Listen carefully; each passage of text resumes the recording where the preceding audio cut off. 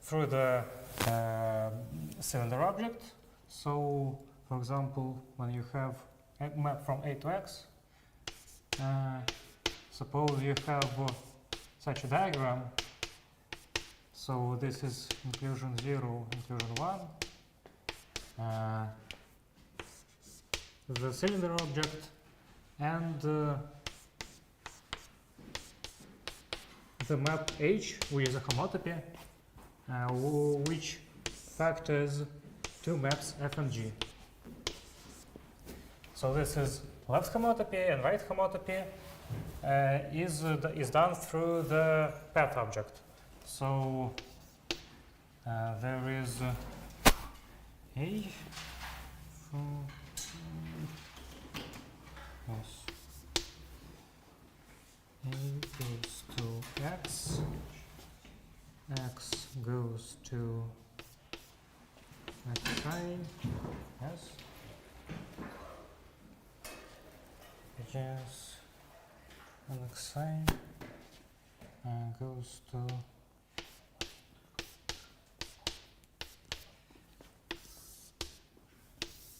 well, actually it goes to this, but we can by universal property against these maps.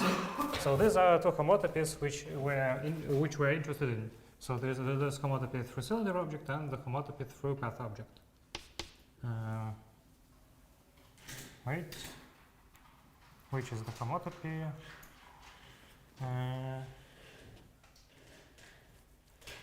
The homotopy is between A to the I. Wait, from A to X to the I. So the homotopies are these maps.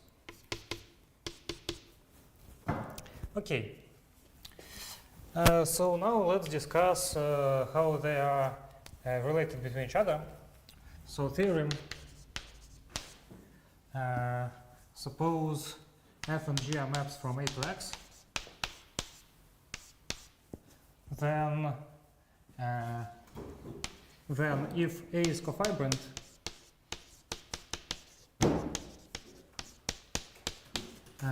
then left homotopic is also right homotopic.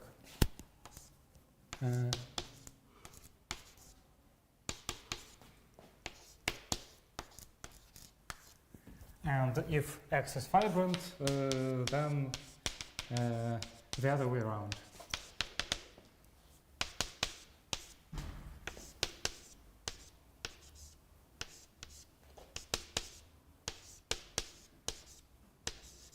So these two claims are obviously dual. So let's discuss only the first part of the claim.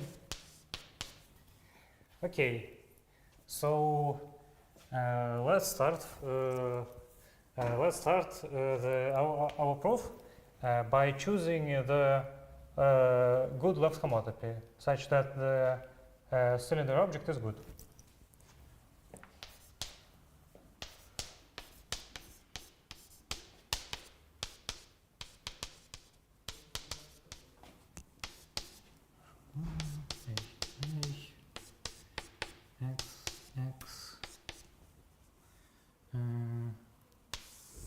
This thing is F, this thing is G, and this is a homotopy. Okay, we have this diagram. Now let's try to find this map H, H prime, let's say. That will give us the right homotopy between these two maps. Okay, so as A is cofibrant,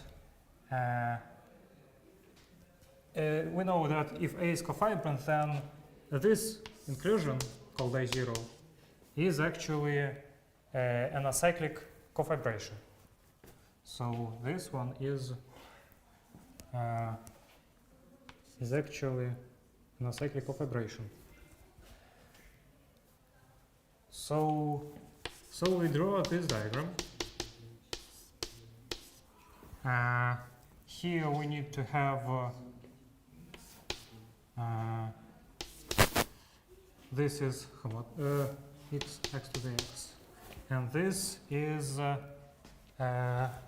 xi. X. This here is path object.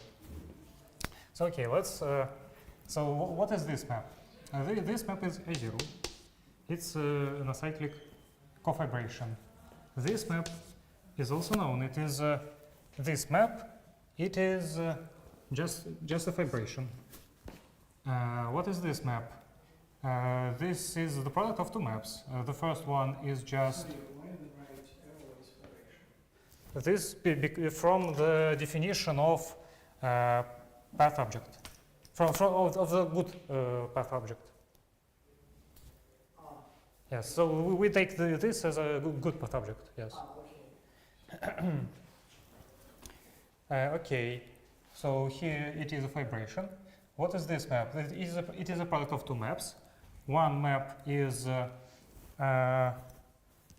just H, and the second map is let me try to remember.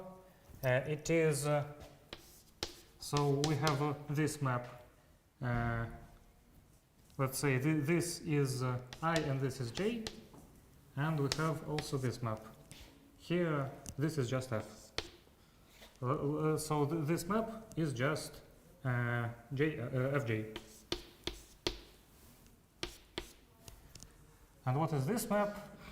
This map is is actually a composition of two maps. One is A to AI. No, wait.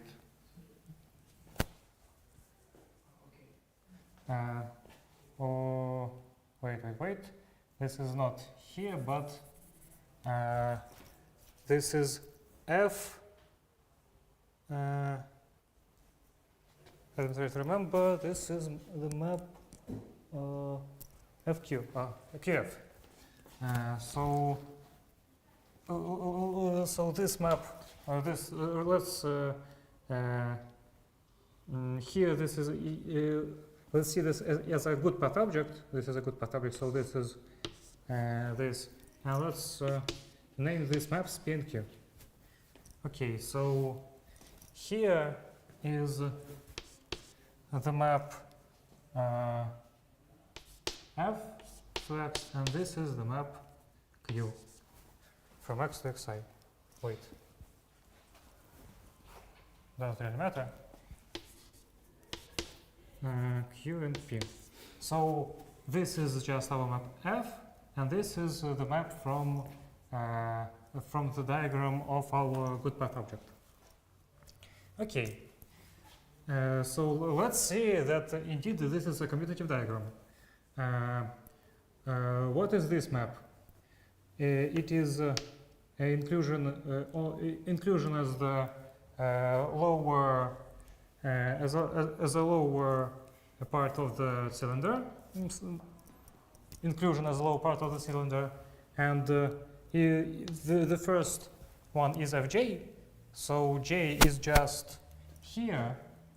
So this is just ID, and if we compose it with that, this is just F on the first part, and the second part is Hi0, and Hi0 is also F. So this is a map F times F from these two maps. And what is this map?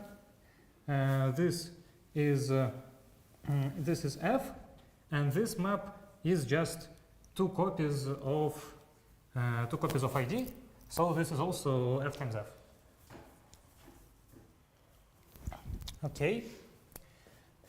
So this is indeed a commutative diagram. So, and this is an acyclic cofibration. This is a fibration. So we have a lift. Let's call it K. So we have a map from A. I'm sorry. Can you repeat we want to show that this diagram is commutative. So the composition of these two maps is just F times F, because this is F, because this is just inclusion and composition with F, and this is Hi0, which is also F by homotopy. And this is just map from, this is just f, and the composition of these two maps is just id times id.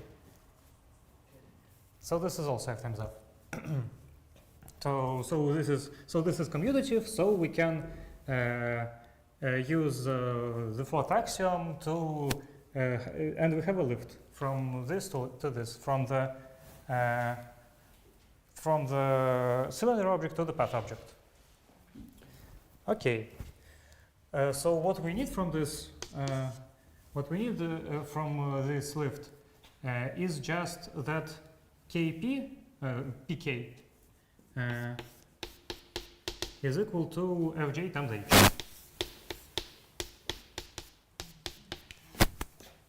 So what is this is what we'll need. So okay, let's try to build our homotopy. So our homotopy is actually okay. Let's try to build x fg path object and two maps. Oh, no, not a, yes fg. This is not good.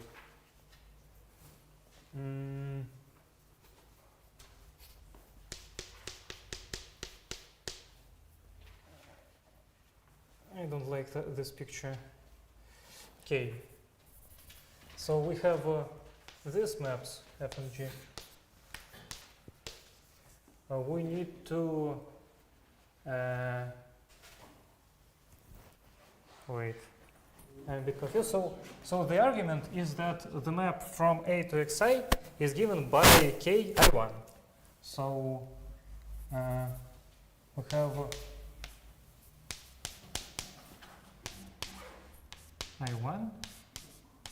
I1, k. Okay, so we have this diagram. Yes, but this cylinder object is not x.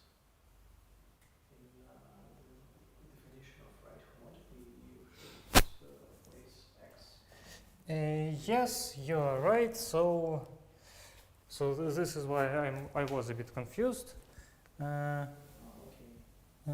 So No, I think you have a lift k. It's arrow from cylinder object to x. I think you should. from cylinder object to Yeah. x. From cylinder object to No, we want to have a right homotopy, so we need a map from the path object to x. okay, Okay. So no, wait, no, not from path object to x, but from A to path object. Yes, I'm sorry. So yes. So there is. So there are these two maps, which are right. Okay, let's try to improvise a bit. So what is KI1? KI1. Let's first let's see this composition. KI1 composition with this map xi to x times x. It is called P. So this composition is just so we know that pk equals to fj times h.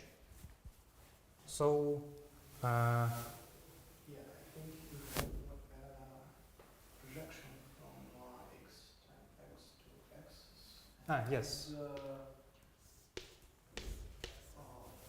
Push out property of Uh, x.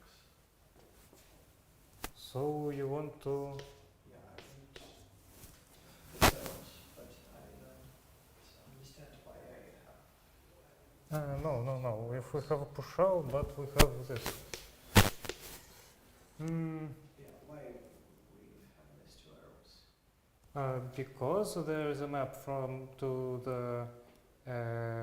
we have a map These two maps are just compositions.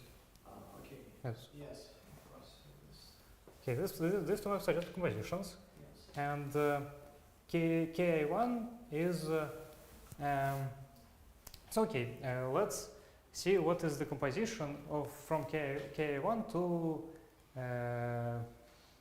composition with this map. Yes.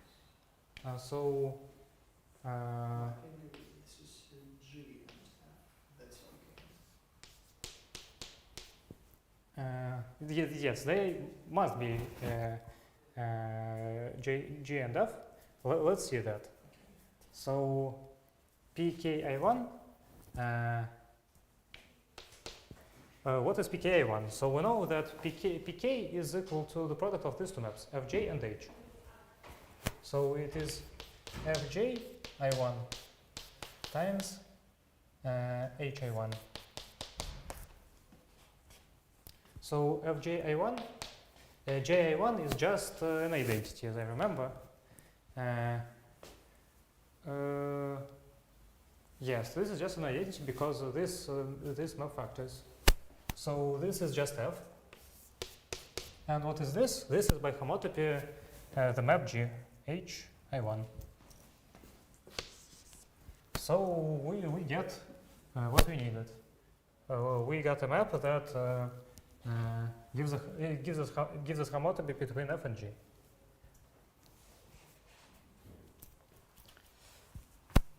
Okay.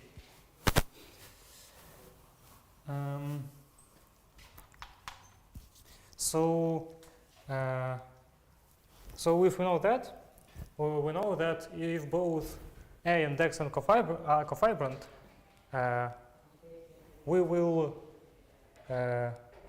call if A is cofibrant and X is fibrant.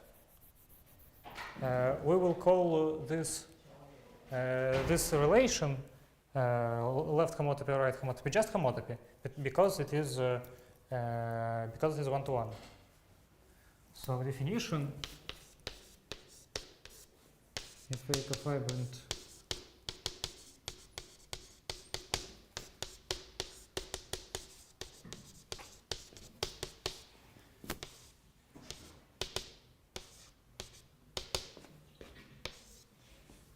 this will be called just homotopy. Okay, and Sorry, I didn't understand one moment. okay, In the left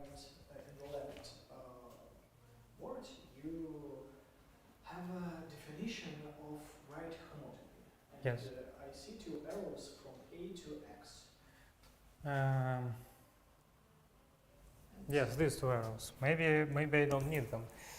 Let me see. Why we didn't use two arrows and we didn't construct these two arrows. Because they're just F and G. Yes, these two arrows is F and G. Yes. Okay. And sorry, what are the main Wait. part of this definition? Wait, maybe we don't need them actually. We don't have them here because, yeah, maybe we don't need them. And okay. Yes, you're right. We don't need them in the definition of right homotopy, and this is. We need only arrows from A to X and Y. No, path object. Yeah. Yes.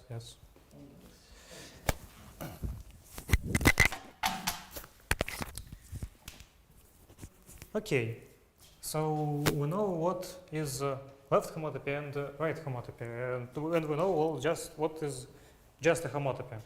So, let's.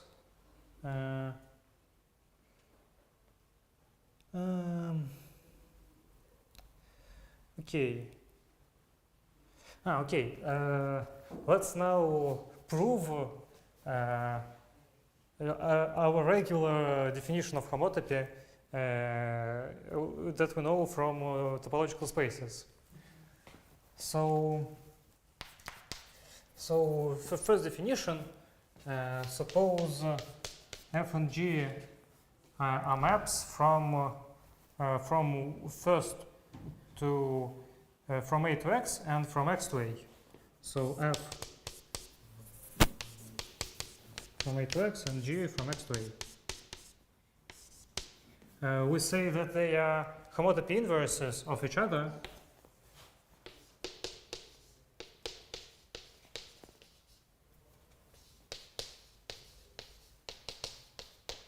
if Fg is homotopy equivalent to ID of X and GF is homotopy equivalent to ID of A. So this is just a regular definition from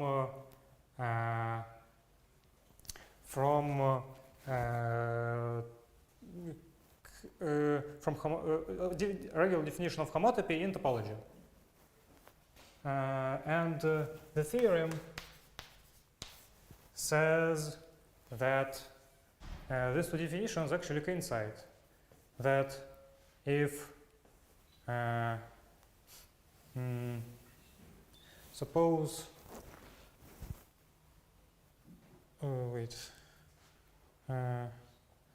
so if F and G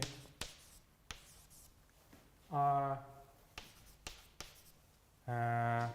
homotopy inverse maps. Oh wait. No. If F has a homotopy inverse,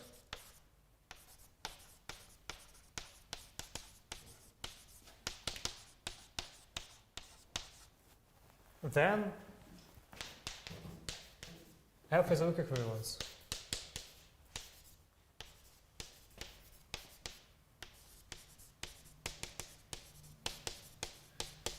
And vice versa. If F is a weak equivalence, then F has a homotopy inverse.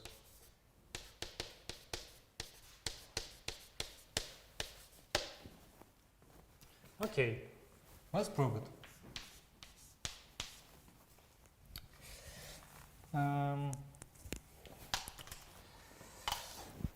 Suppose we have a map from A to X. Well, no, wait. I forgot some conditions, and this works if A and X are both cofibrant. F from A to X, A and X, both fibrant and cofibrant.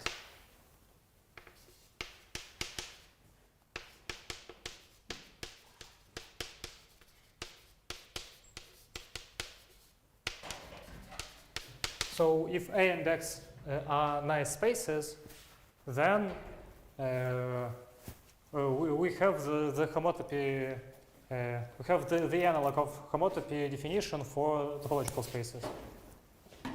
Okay, so if we have a map from A to X, we can, by the last axiom, split it. We can make it as a composition of two maps. A composition of, for example, a cyclic cofibration and a fibration. So let's call them I and J, Q and P. Okay.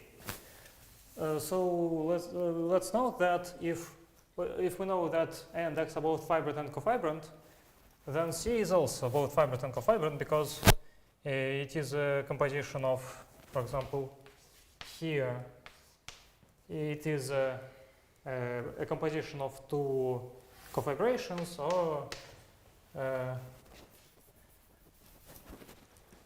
and the composition of two fibrations. One question. Yes. F is weak equivalence. That includes that then A and X both fibrant and cofibrant. No. This is the condition. So this is the condition for this to work. So this is the first.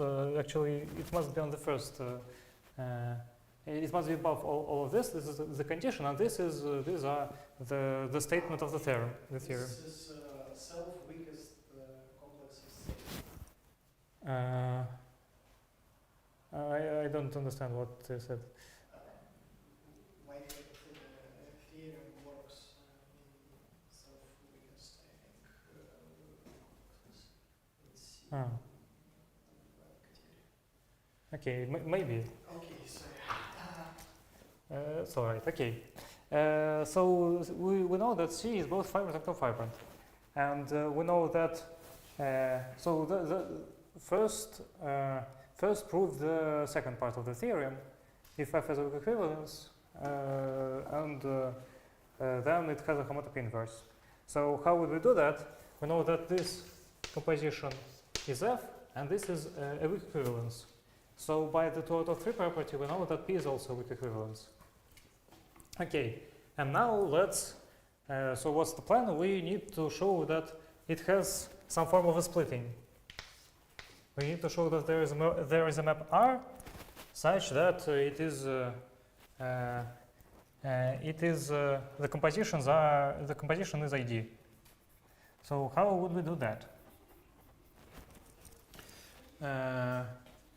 Okay, so we have this map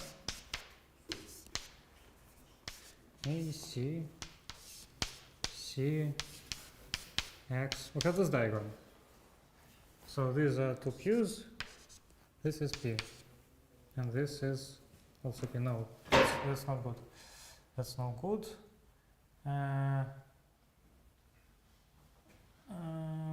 Wait. No, we don't need that. We need from C to A. We need this. We need this. We need.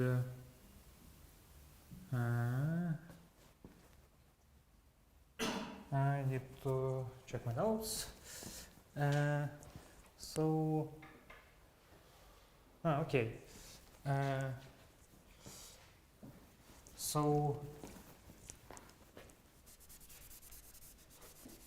This was almost what we needed. So we have this diagram. We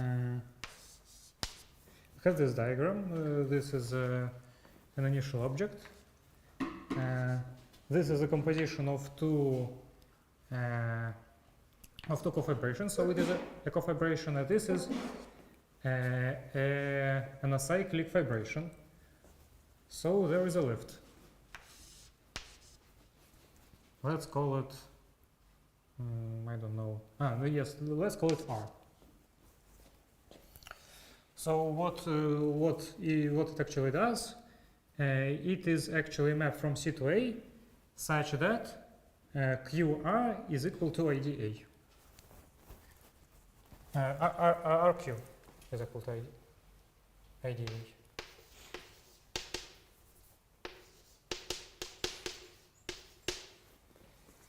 Why is that? Because these are two identical maps,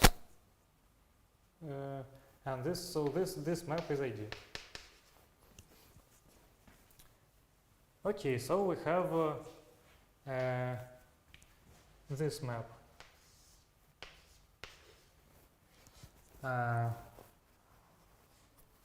And by the same argument, we have a map from X to C.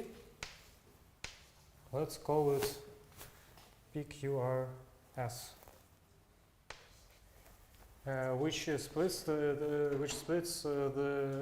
this part of the diagram. So the claim is that the map SR actually is the homotopy inverse. So how would we do that? We can actually check that R is a homotopy inverse to Q. Well, RQ is equal to IDA, so what's homotopy inverse? Homotopy inverse, it's here. Homotopic.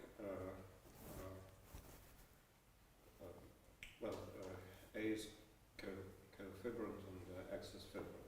Yes. And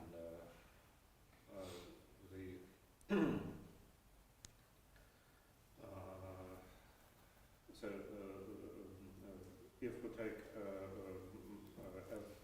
FG, this will be a map from X to X, All the objects are both fibrant and cofibrant here in this setting. So okay, so this definition only makes sense for objects which are both fibrant and cofibrant. yes, and this is why I forgot at first, but this is the condition for the theorem to work. Okay, so on one side it is easy because RQ is just equal to IDA. We don't need to have a homotopy here. But let's see what's on the other side. So we need to check that QR is homotopic to IDX. Okay, let's check that. And I have to check my notes. So Mostly QR is from A to A. QR is no, it's ID C. We were both wrong actually, because it's first R then Q. Yes. Okay.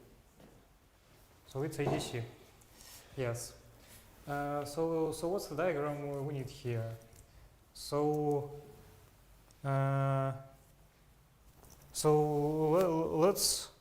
let's draw this diagram. So there is a map from X. Wait.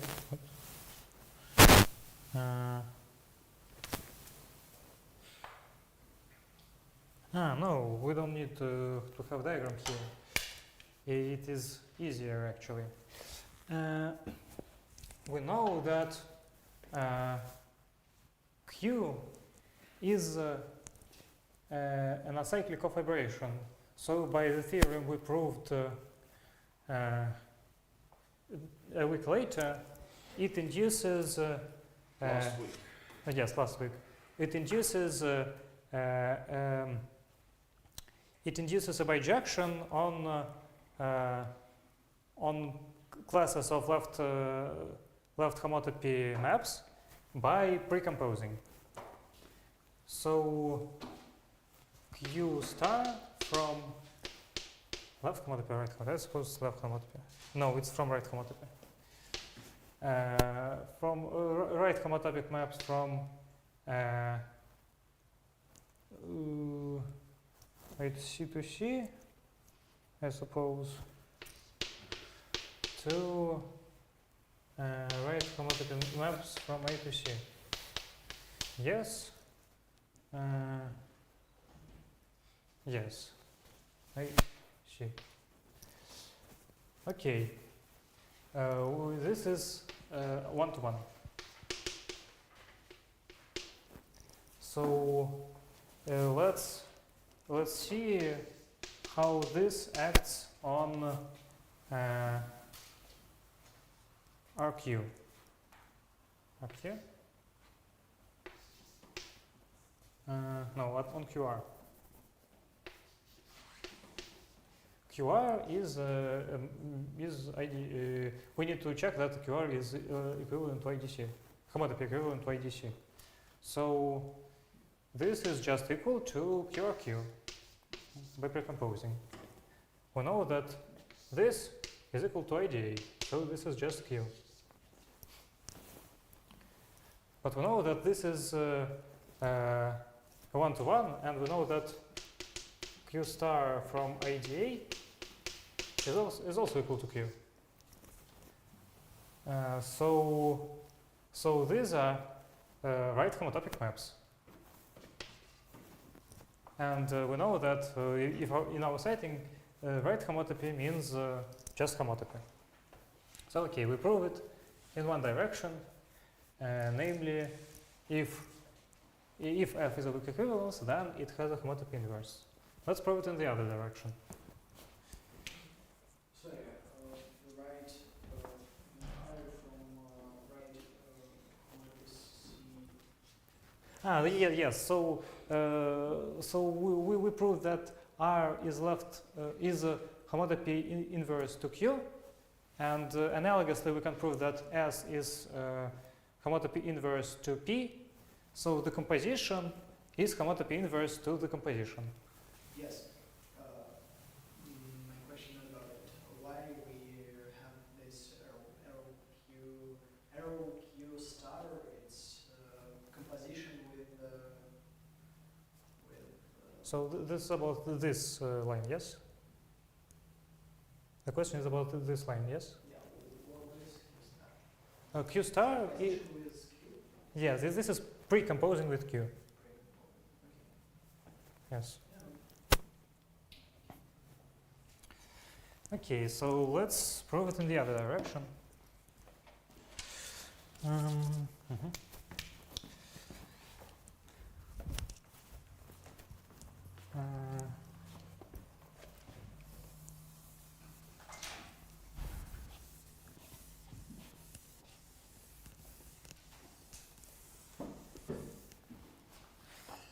Okay, so we have two maps which are left homotopic, and we need to prove that it is a weak equivalence. So let's let's start from the same picture. So we can represent F as a composition of two maps which are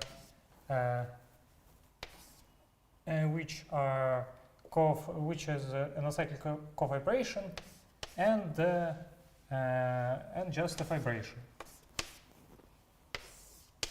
F, Q, P. Okay. So if we prove that P is a weak equivalence, then by 2 out of 3 we say that F is also a weak equivalence, and we are done. Okay. So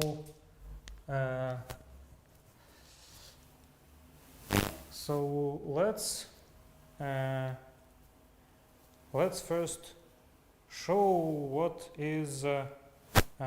does it mean that Fg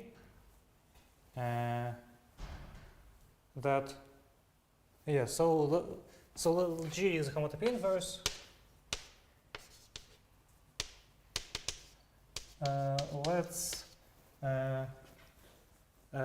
Let's see what does it mean that Fg is a homotopy equivalent to IDX.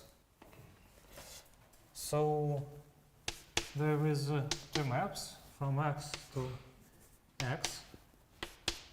This is just ID, and this is a map. This is G, and this can be decomposed as two maps: C,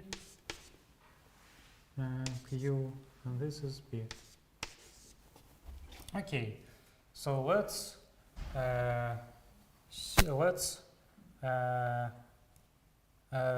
say that we have a left homotopy. So it is a map into a coproduct, then the map into the cylinder object, and this. This is a homotopy.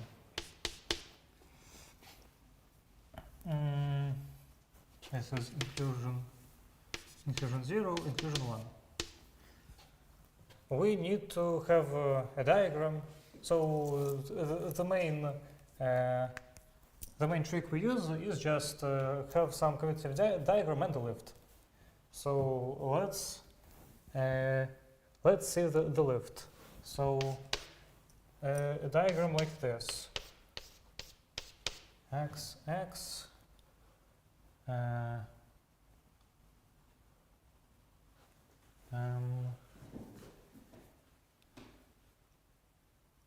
Okay. X, A, C,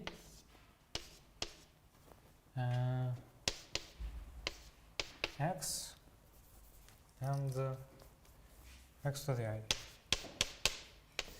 Okay, let's now see that this is G, Q, P. This is I 0 and H. So this is just this triangle.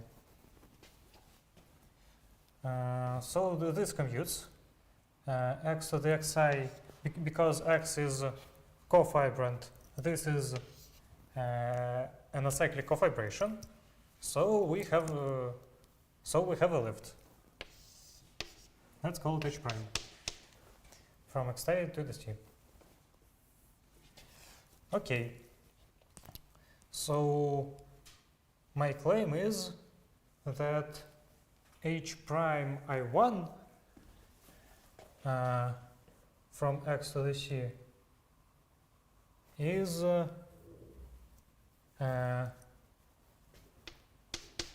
a splitting, yes?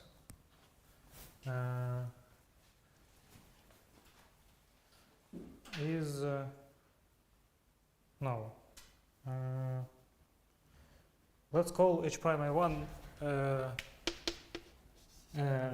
for convenience. Let's call it S. So this is a map from X to C. So what we need from this diagram that PH prime equals to H. No. Yes. So from this we can see that PH prime I1, this is just PS, and what is this? What does it equal to? H prime I1 is IDX, so it is just P. Okay, so we know that PS equal to P is equal to P. So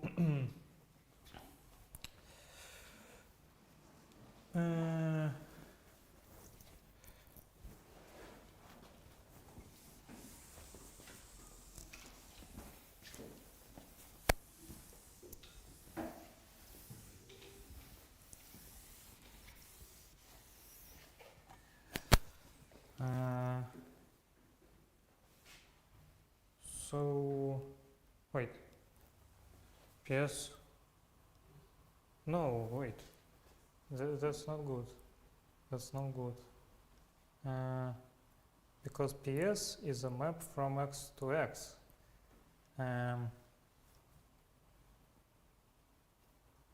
No, yes, I was wrong here because P H prime equals to H, P H prime I1, so it must be, so it is equal of course to PS, but P H prime I1 is equal to H I1, and this is equal to IDX. So we know that IDX is equal to PS. Okay.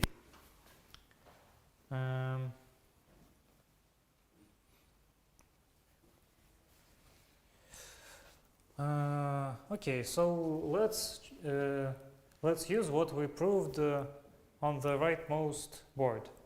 We know that Q is a big equivalence. So by this theorem, it must have a homotopy inverse. Let's call it R from C to A. Inverse to Q. And now we have some actually purely algebraic task.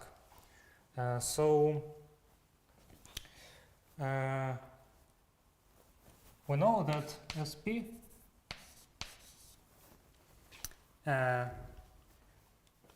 we know that SP is equivalent to SPQR, yes? SPQR, because or SPRQ. Wait, SP is a map from, yes, SP is a map from C to, да, Сената граждан Рима. Так, so SP is a map from X, wait, what? I'm a bit confused here because S is a map from Xi, from X to X. It is a map from X to C. Okay, it's all good. It's a map from C to C. Everything's all right. So QR is a map. R is a map from C to C also. So okay, everything's good. So this is equal to this. We know that PQ is equal to is just equal to F. Yes. Wait. No. Well, maybe that's true, but we don't need this. Okay. SP is equal to QGP. Why is that? S is equivalent to QG.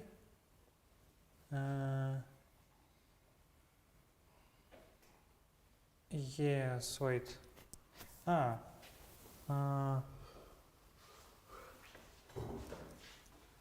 So the claim is that SP is equivalent to QGP. Yes? Yes, that's what is written here. Why is that? Because S must be equivalent to QG. So QG is a map from X to C, and S is a map from A to C. And what is the homotopy between them? Let's see it.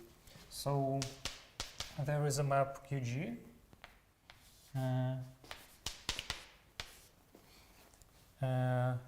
There is a map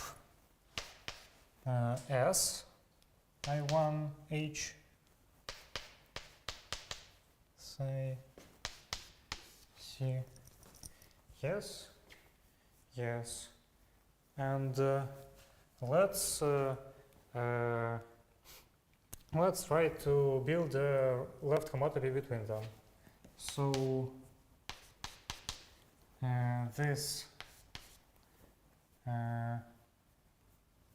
this is H, this is I1, this is Q, so H prime. Yes. So the claim is that H prime gives a homotopy between S and QG. Yes. Between S and QG. So this wait, xi. So this part of the commutative diagram commutes because this is just the same diagram essentially, and this part of the diagram commutes because it is this part of the diagram. This is because this is this triangle. So we have that S is left homotopic to QG. Okay. And this is homotopic to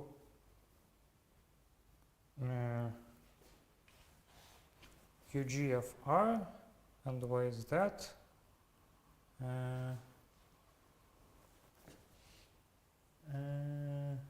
So let's write it first. YP is homotopic to FR. Well, because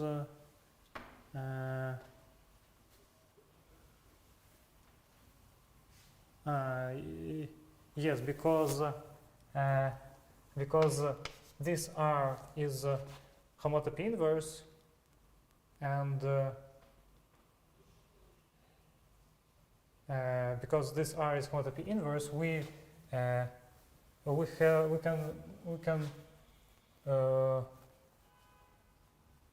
QG. Okay, let's. So P, we can, if we have P, we can write here QR in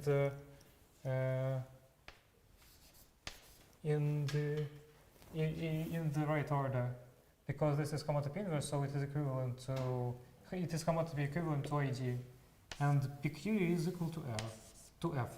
It is just equal. So QGFR.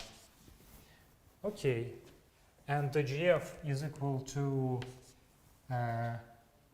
GF is homotopy equivalent to ID, so it is just QR, and QR is ID. ID A, I suppose. Yes. Oh wait. No, it's ADC. It's first R, then Q, and SP, and also SP. Firstly P, then S. So we have a homotopy inverse to P. Yes.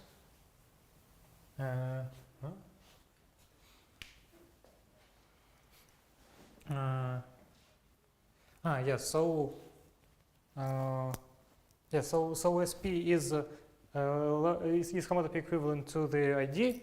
So it is a weak equivalence. There was a theorem that maybe I forgot to say that the maps homotopic to ID are just weak equivalences and only them. So SP is a weak equivalence. So the only thing we need to prove is that P is a weak equivalence here, and it is true because P is a retract of SP by this diagram. So C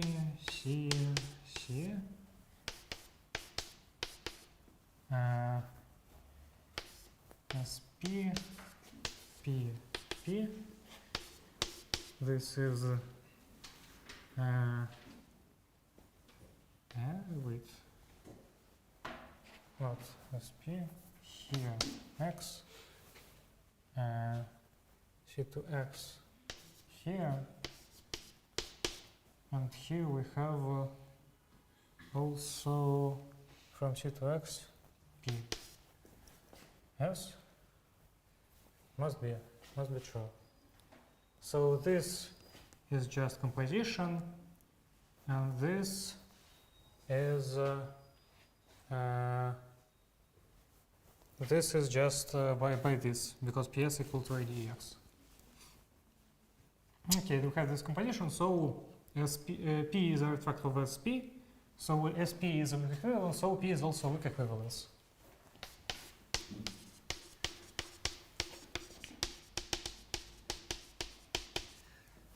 So by 2 out of 3, F is also weak equivalence, and we finally proved our theorem. Okay, and maybe for the last 5 minutes or so. Well, you still have at least 10. At least 10, okay. I will try to give a to give a definition, maybe skipping some proofs of homotopy category. Well, there are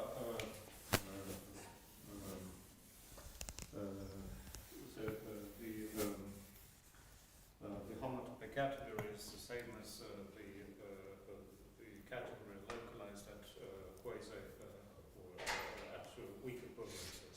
Yes. So the theorem which we're ready to prove is that the homotopy category of a model category is equivalent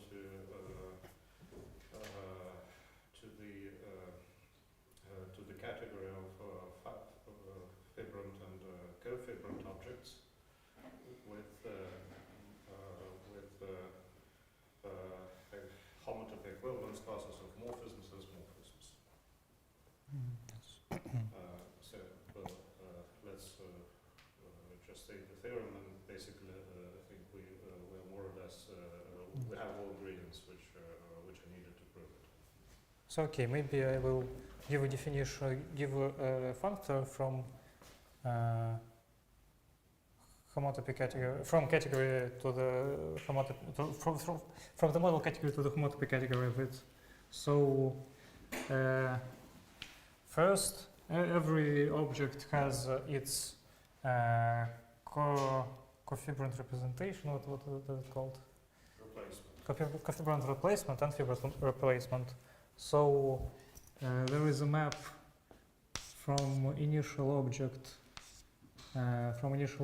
to the object. So by the last axiom, we can decompose it into cofibration and acyclic fibration, and the map QX is acyclic, is cofibrant, and this is equivalent, so it is called cofibrant replacement. And similarly, Yes. every object has a fibrant replacement. Yes, X point, also this, oh no, this, fibrant replacement. And in general, those QX and RX are not functorial in X. It doesn't follow from the axioms of a model category that QX, for example, can be chosen to depend functorially on X. However, in most cases which occur in everyday life, both the fibrant and cofibrant replacement can be chosen to be functorial in X, and both factorizations of morphisms can also be chosen functorially.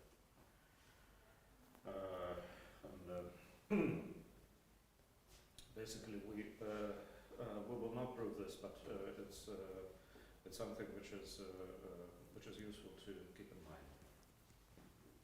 Yeah, so the statement is that if we have a map from X to Y, there is also a map from cofibrant replacement to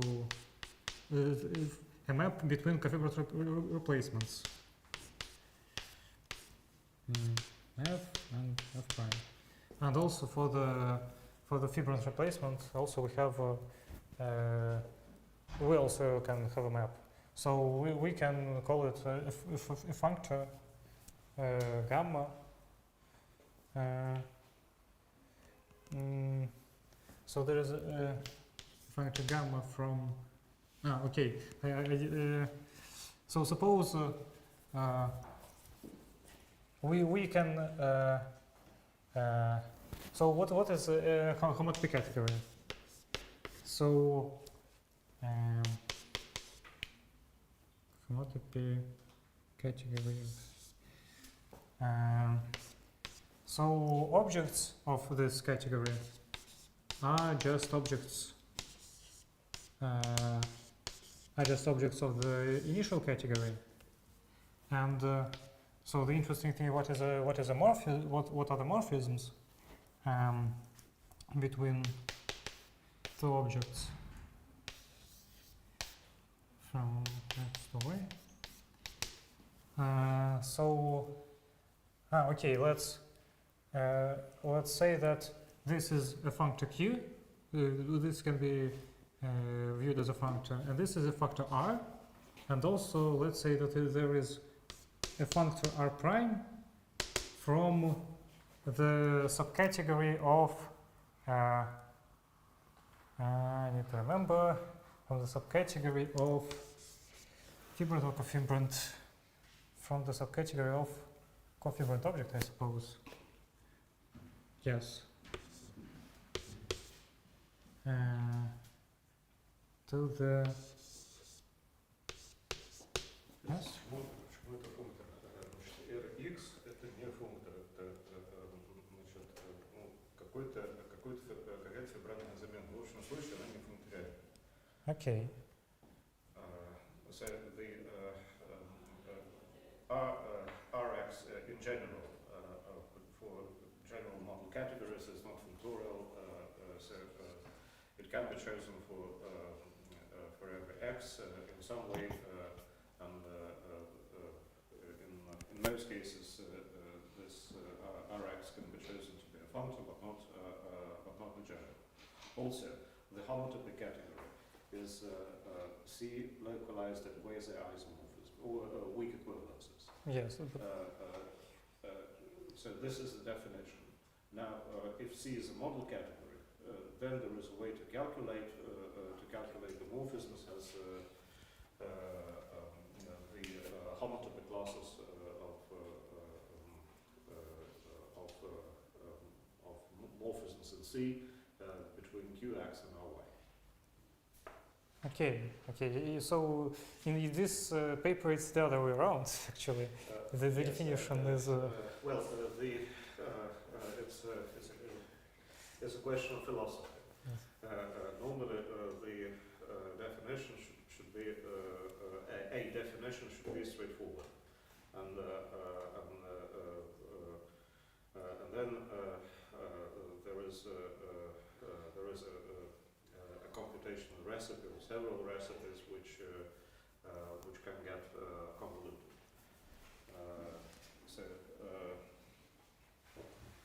Basically, I suggest it makes sense to take the localization as the definition, and then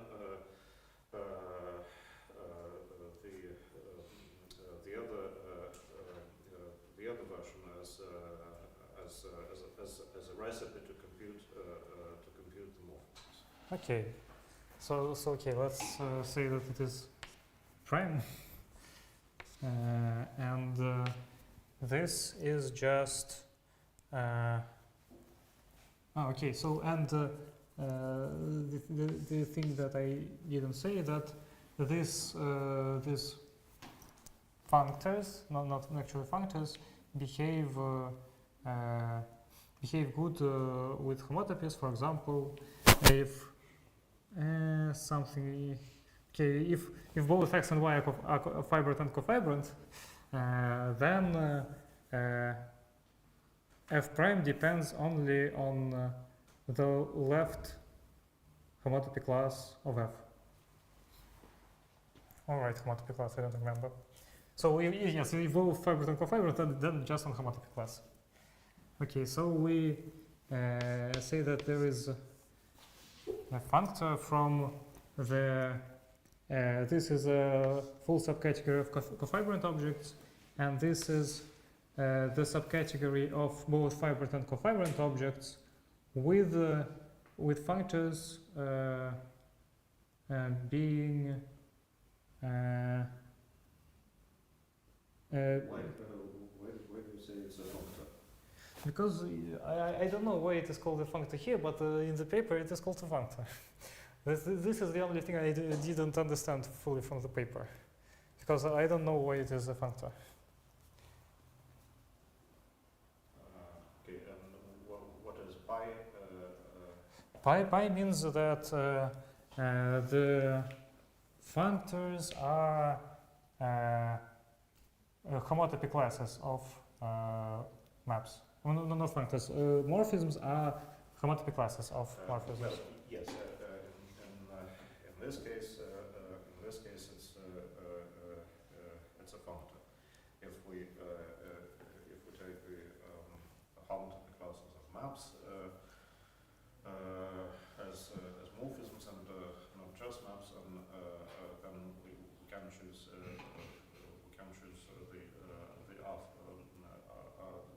functorial. Okay.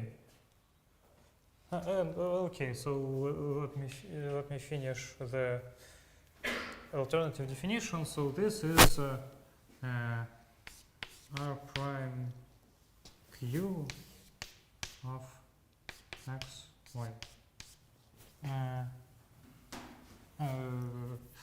R prime Q of x, C of this R prime Q of y.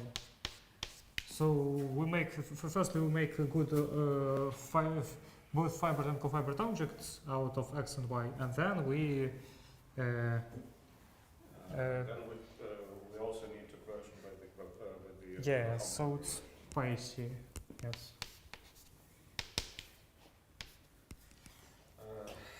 Does anyone understand what's going on? Значит, понял ли кто-нибудь хотя бы что-нибудь? Сейчас произошло что-то, что может пригодиться, что-то полезное. Значит, понял ли кто-нибудь хоть что-нибудь или никто не понял ничего? Нормально все. Значит, сам говоришь, что нормально, Андрей.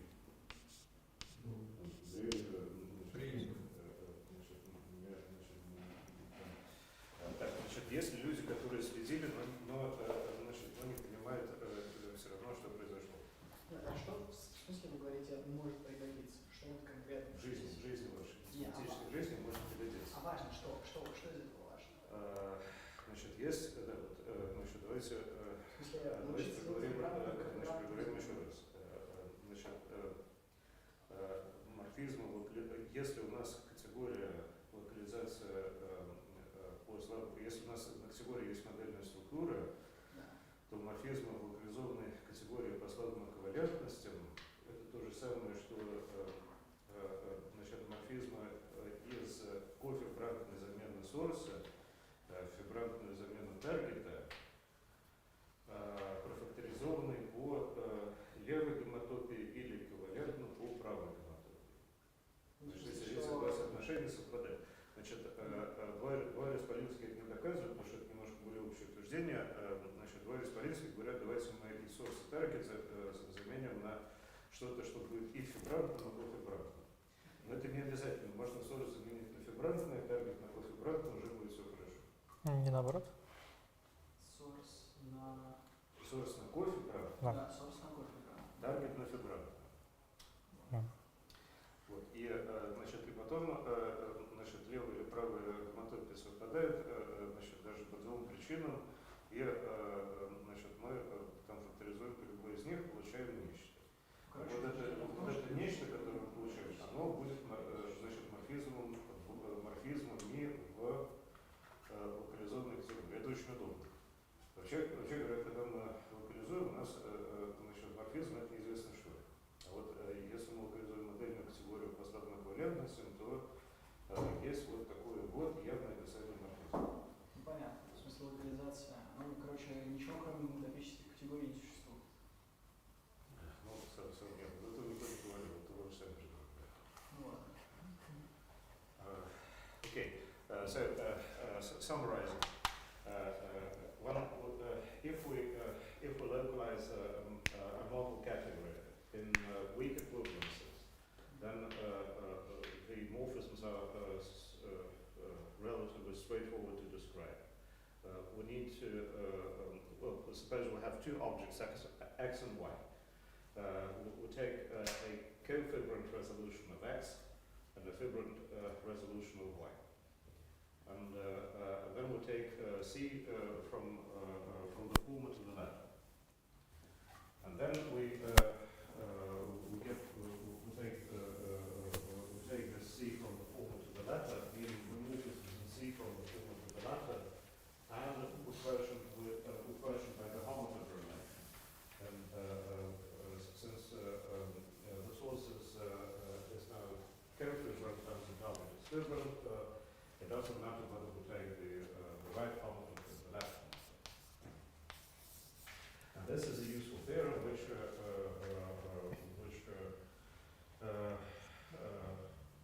you may need to use in your mathematical life.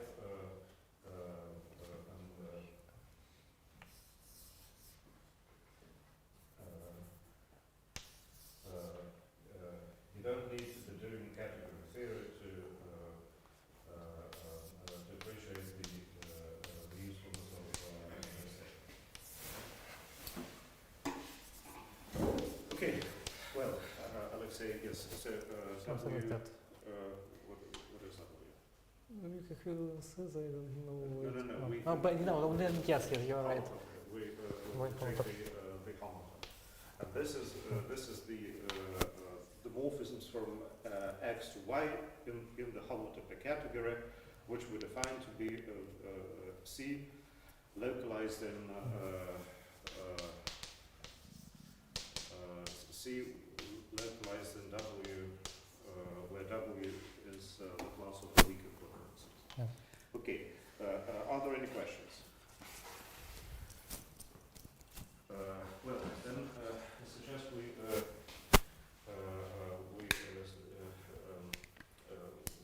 have earned a break. We have earned a break. So let's have a break, and I think well, 20 minutes is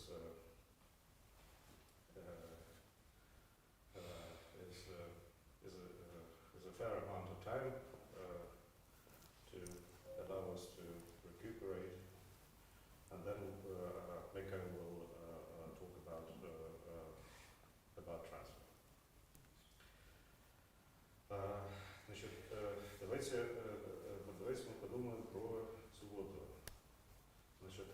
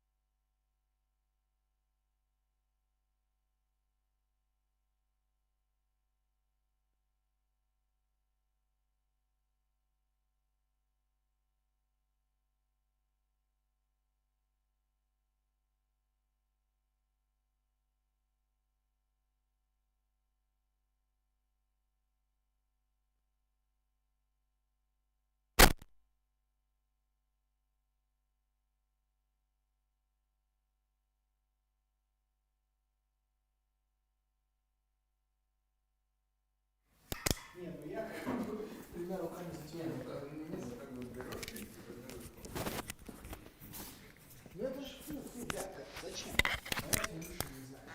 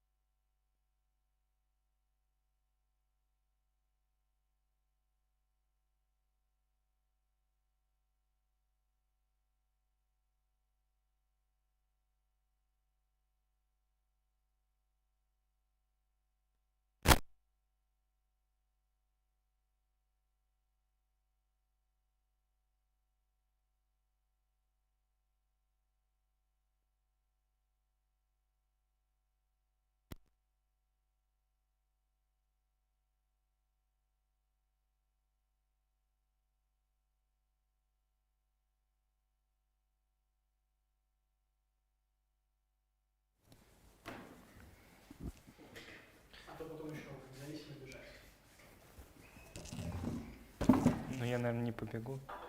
Ну, я тоже. Ну вот. Okay, so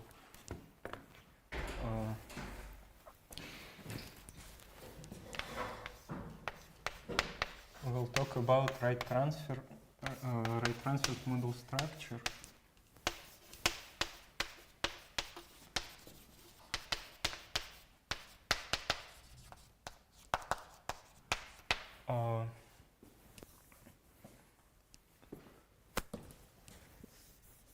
In case when we have an adjunction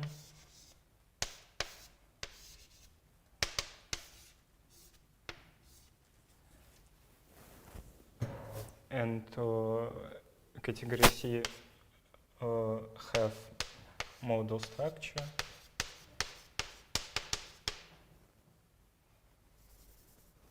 is model, then we will define a model structure on category D as follows.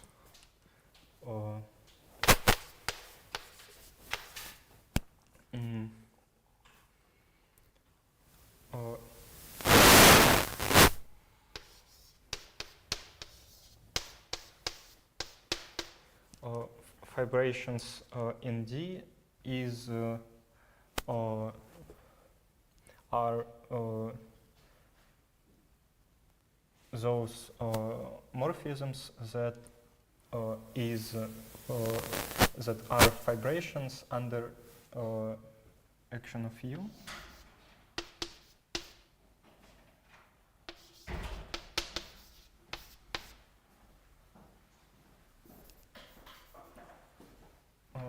And the same for weak equivalences.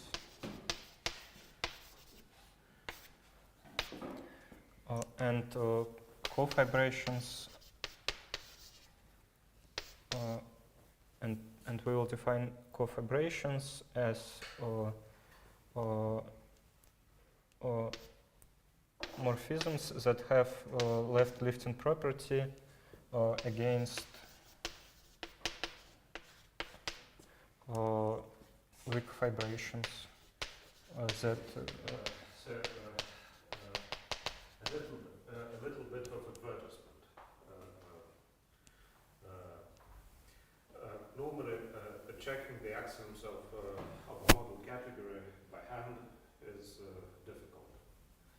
So it's a good idea to have some sort of a procedure which allows one to construct a model structure on some category, starting from a model structure on a simple category. There is one such procedure which is very useful, and it's called the right transfer.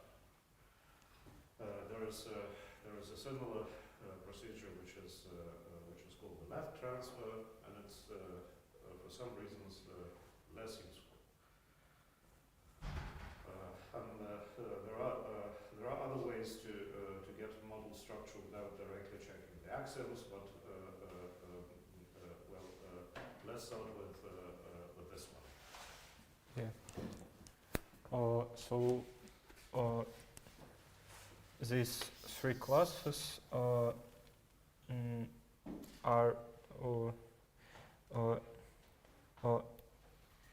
not always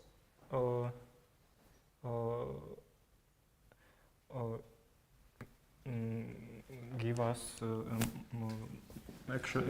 actual model structure. We have declared the weak equivalences, fibrations, and cofibrations to do this, but there is no guarantee that these three classes will have all the properties which are contained in the axioms. We will check this. Yeah. For example, there are two ways how we can think about acyclic cofibrations.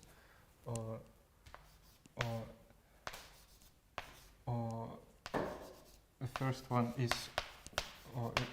the cofibration is weak cofibration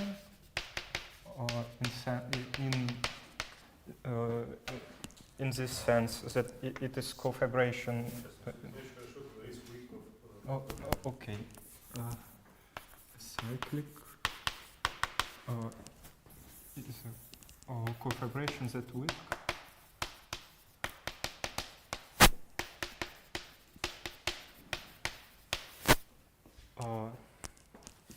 That weak in this sense. And second,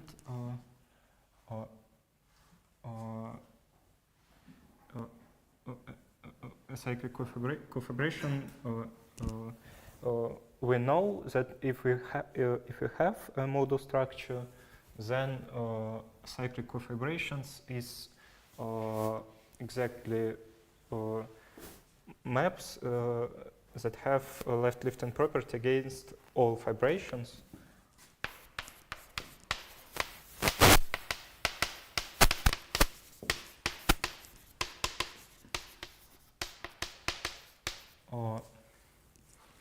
We will call these maps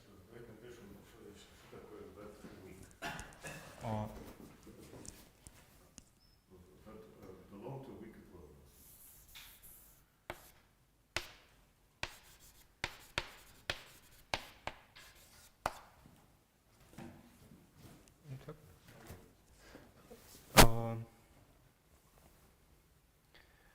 We will call those maps anodyne.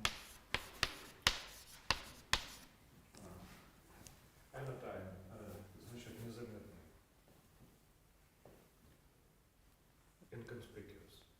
Я видел перевод что-то типа успокаивающее, обезболивающее. Усыпляющий. Да. Ну, значит, незаметный в смысле не бросающийся в глаза, не раздражающий. Okay.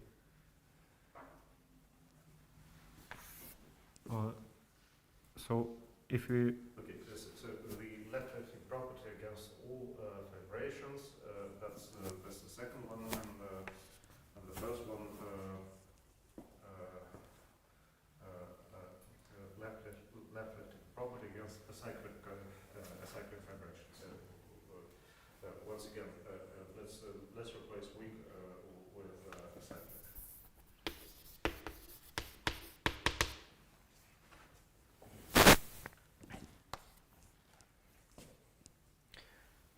Does everyone understand the difference between 1 and 2?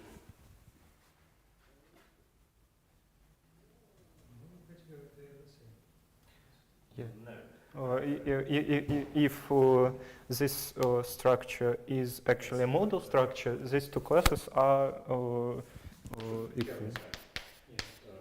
But we don't know yet whether or not we do get a model structure.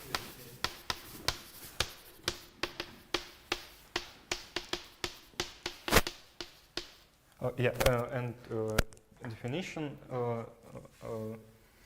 if these two classes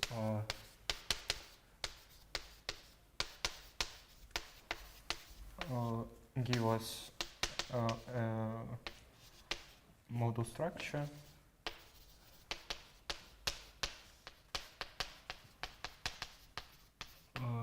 then it called right transit model structure.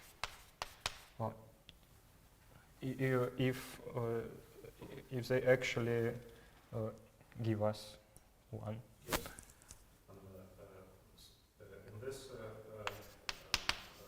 construction, the functor F is a left adjoint, and the functor D, the functor U is a right adjoint.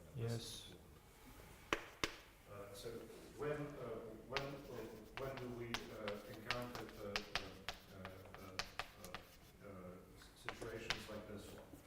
when we have a forgetful functor from, for example, algebras to complexes. We have digit algebras. Let's forget the algebra structure. We have a column, and this gives us a functor which is right adjoint because there's a left adjoint with the free form. Complexes are easy. Algebras are complicated, and we want to have a model structure of algebras starting from a model structure of complexes, and this is where this construction comes in. Yes. We will talk about it at the end of the talk. Okay. Theorem.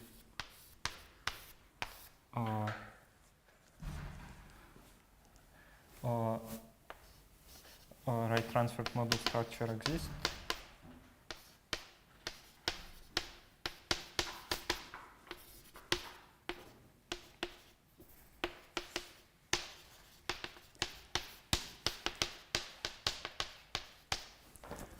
Exists if and only if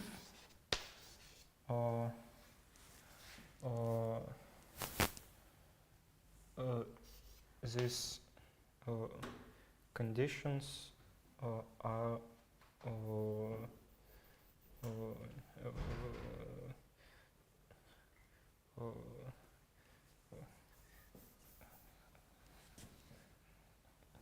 have a place.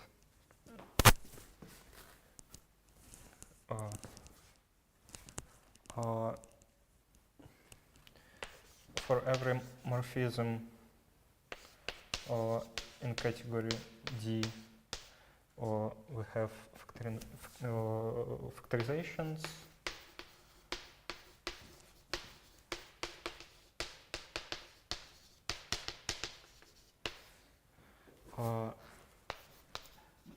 Of the form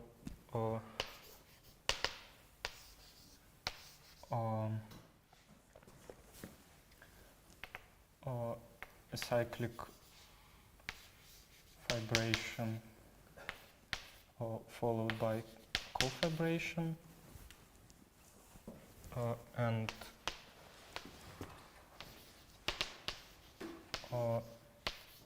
just a fibration followed by an anodyne map. And the second condition is that anodyne map is weak equivalence. Weak equivalence is the key word in this expression is the word equivalence, not the word weak. Okay. Does everyone understand what it says on the board? If not, let's ask the speaker.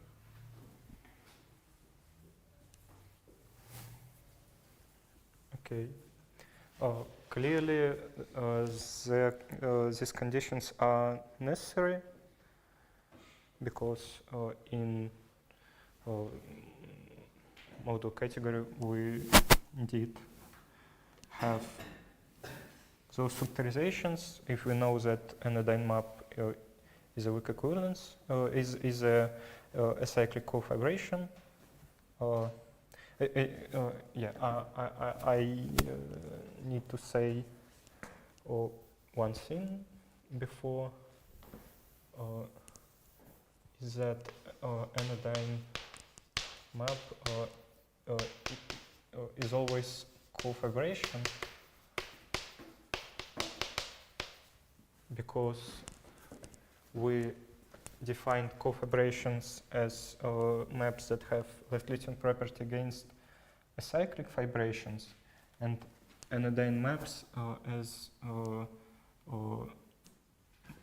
those maps that have left-Luthian property against all fibrations. So if map has LLP against all fibrations, that it has LP against acyclic fibrations. Does everyone understand what LLP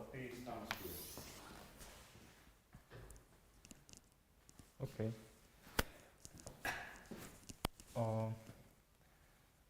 Sorry, but what is LP against all vibrations? Because in classic, in axioms in all structure, we about B only for one the arrows is weak equivalence. Say again.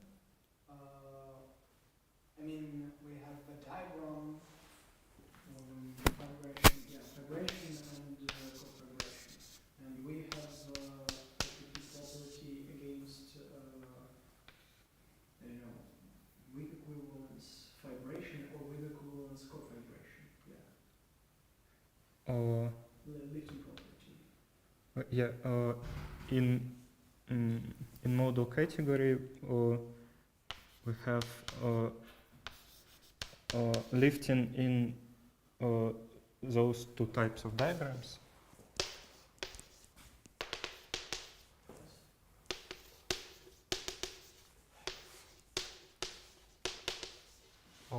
And we know, it's a statement that if a map has lifting if we have a map, say P, that have lifting property against for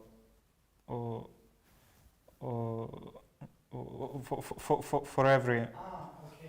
Yeah. Understand. Okay.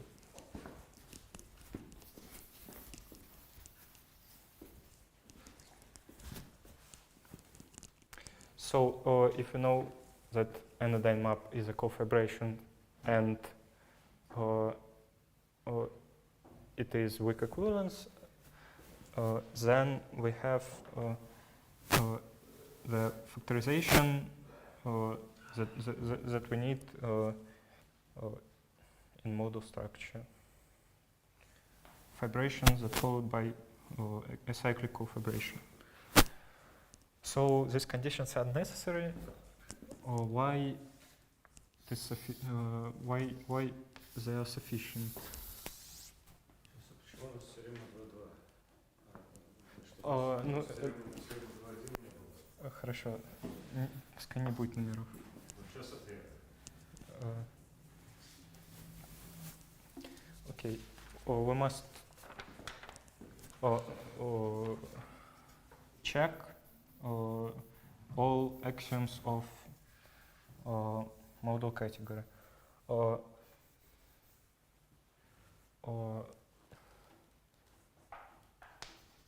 First, all these classes of morphisms are closed under composition and retracts.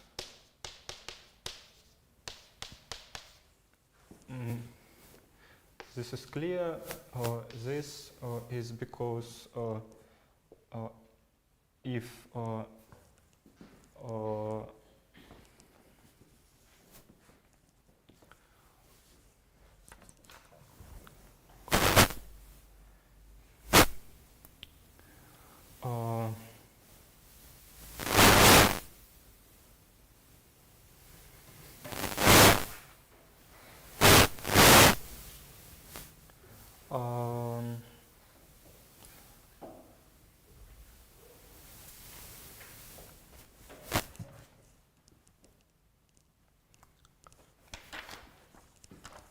so if you have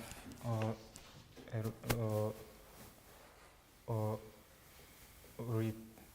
retract of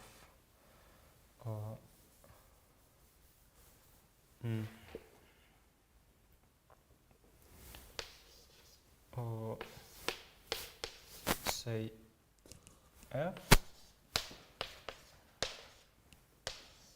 retract G of F.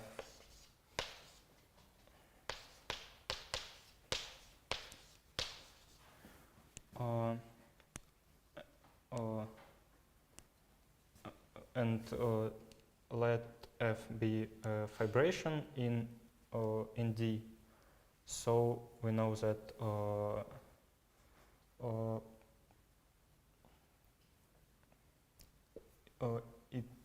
it is image of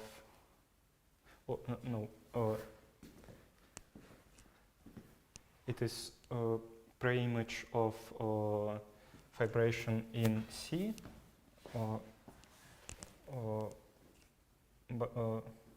by functor U. So if we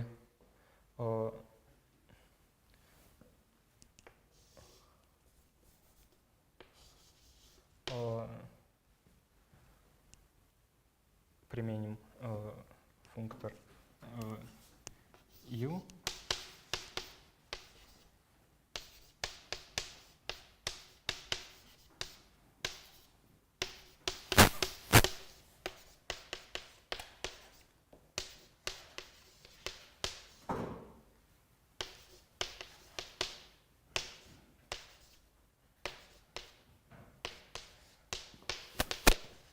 we will see that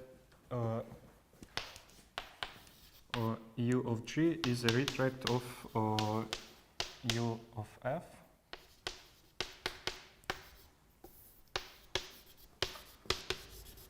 So if U of F was a vibration or an acyclic vibration, then is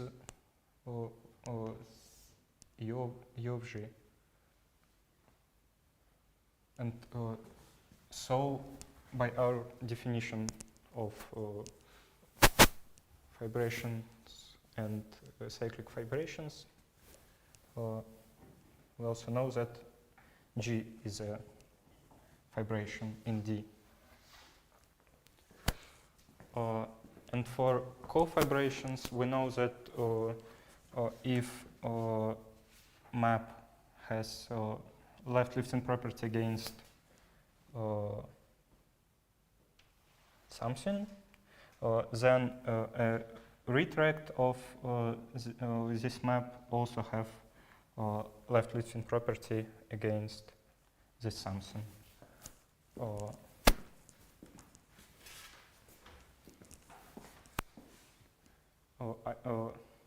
I can talk about it. Well, let's ask the audience. Does any of what's happening at the moment make any sense?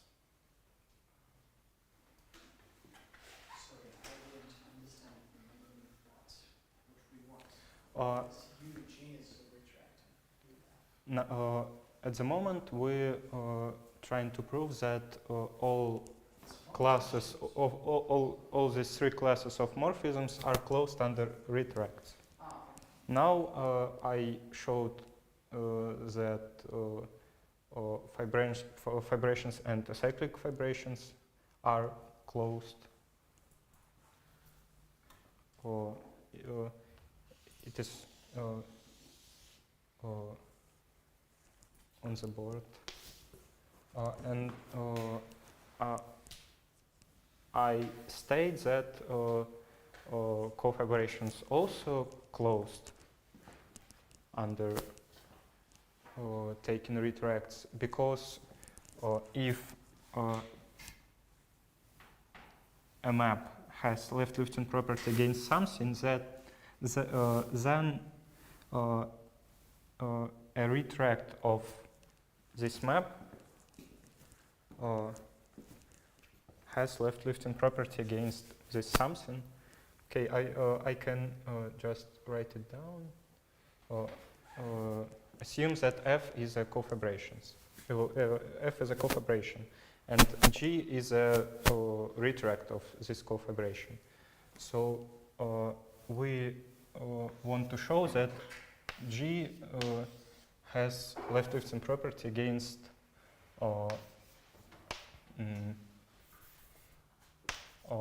against all acyclic vibrations.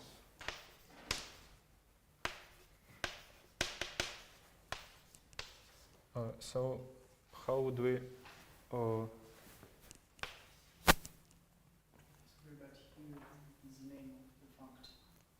you rename the highlights?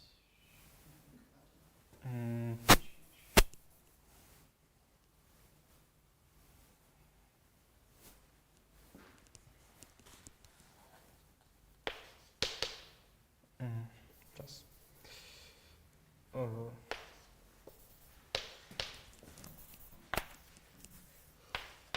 Okay. Oh, understand. X maybe.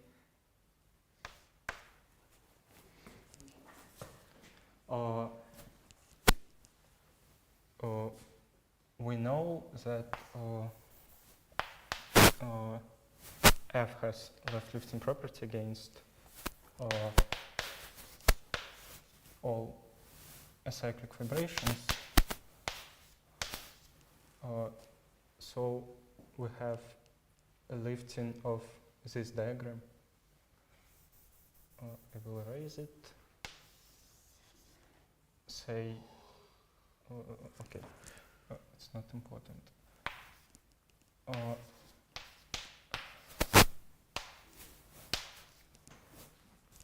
And I state that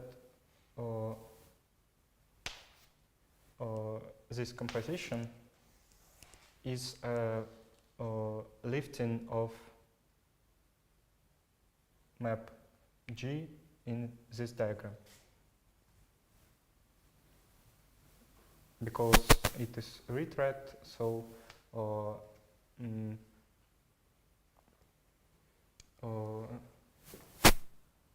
we know that Yeah, the position of I2 is ID. yeah. Yeah.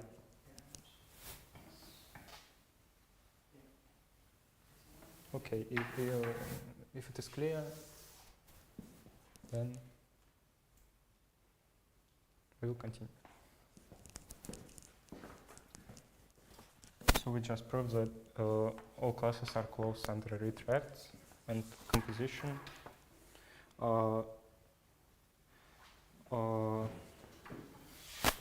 And What exactly do we mean by all classes? The ones that we have on the left? yeah, all three classes I will write.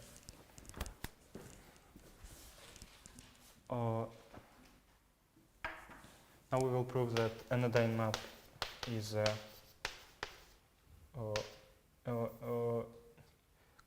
class of anodyne maps is exactly a class of cyclic cofibrations.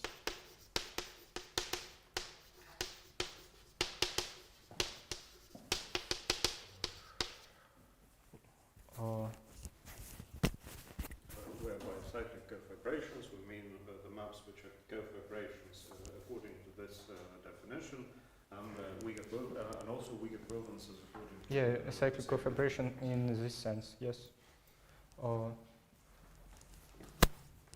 So we know that anodyne maps are cofibrations, and by assumption we know that anodyne maps are weak equivalences, so we know an inclusion in this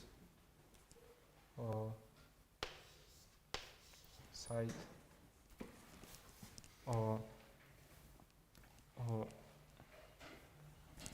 So we must show that every cyclic cofibration is anodyne, which means that every cyclic cofibration has LLP against all fibrations.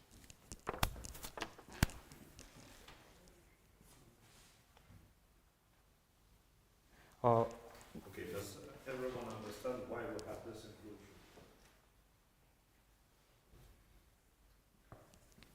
Okay.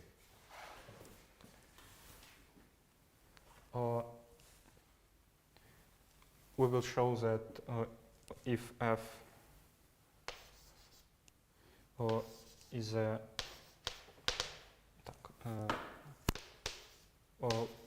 cyclic cofibration, then it is anodyne by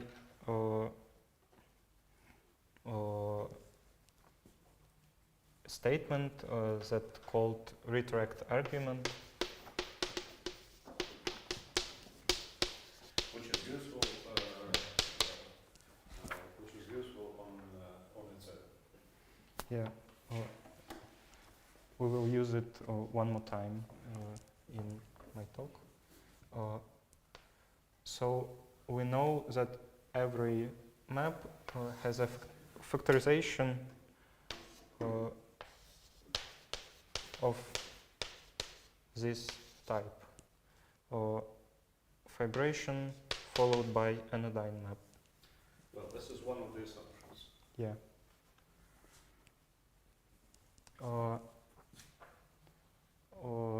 By assumption, we know that anodyne map is weak equivalence, and so is a cyclic cofibration.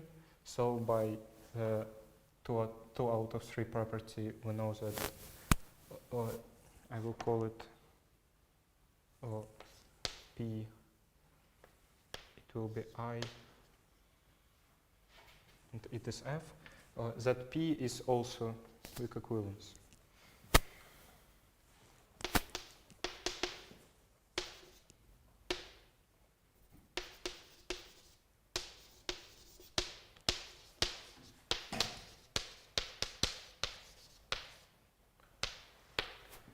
So we know that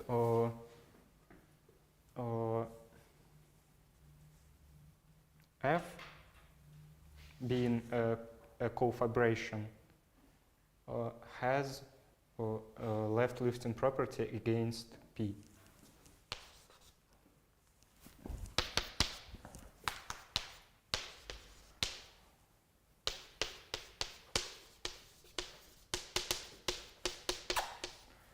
We didn't know that if a map is a weak cofibration, then it has LLP against all fibrations.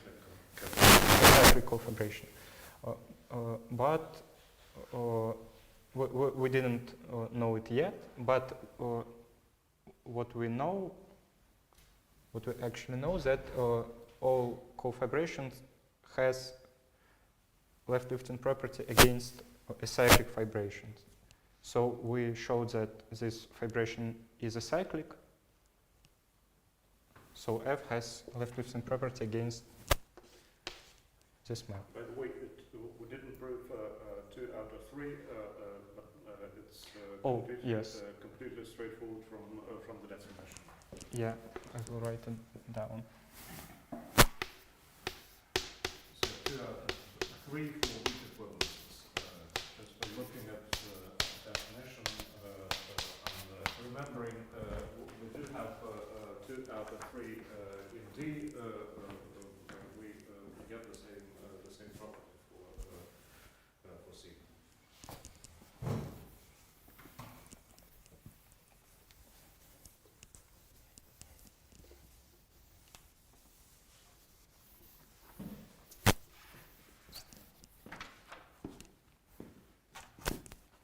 Now with this all data, I will show that F is a retract of I. That is anodyne.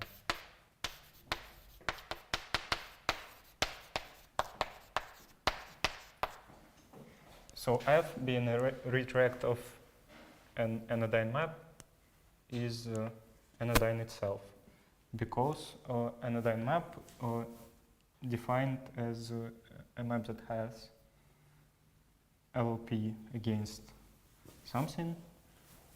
So the retract of this also has. Why F is a retract of I? Firstly, I will draw a diagram of this form.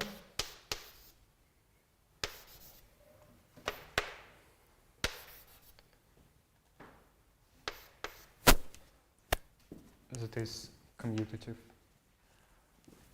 P is a vibration or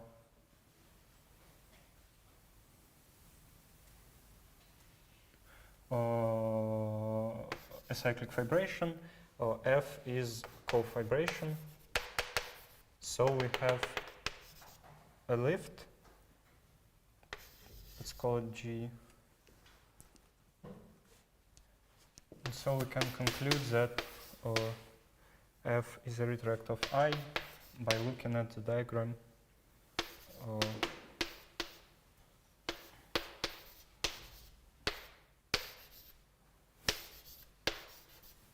Of this form.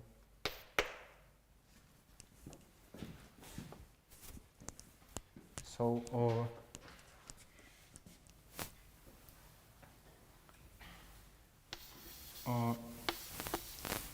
GP is ID because of this triangle.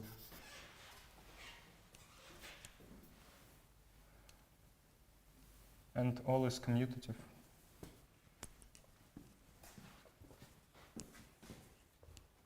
So we are done with this statement.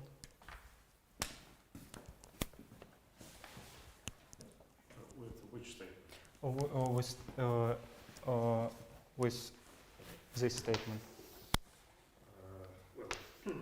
Yes, the statement is that the anodyne maps are precisely the acyclic vibrations. Yes. So with this equality, we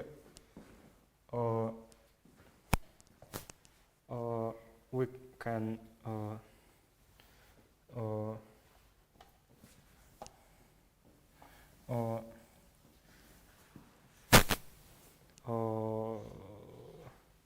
we have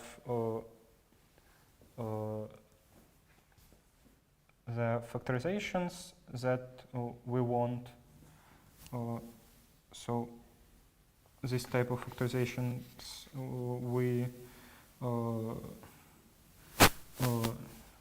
basically the first one is given by the first assumption, and the second one we deduce it from the fact that from the fact that we've just proved. Yeah. So basically, this statement gives us both factorizations. Yeah, we'll write it down. Factorizations.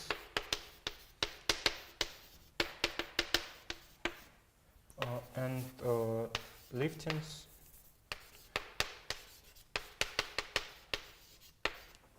Yes. Why do I have the liftings? Yeah, because we again the first type of liftings, that is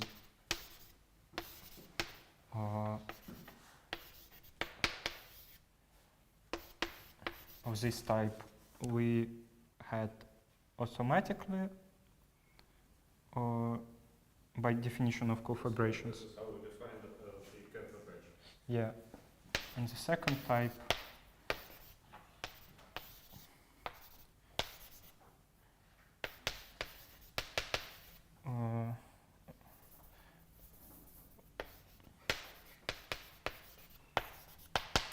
we didn't know by definition, but now we see that this map is anodyne, so we have a lifting by definition of an anodyne map. Which map is anodyne? The Uh, one on the left. Yes. Okay, so we know that cyclic vibrations are precisely the anodyne maps, and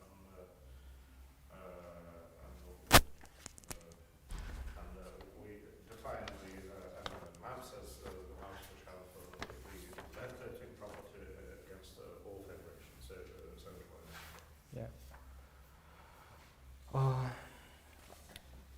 Okay, so we prove the theorem. Well, there is. Did we check everything in the definition of a model category? Well, there is one axiom that that tells us that D is D has all finite limits and co-limits. I think we need to state this as a zero axiom. Yes.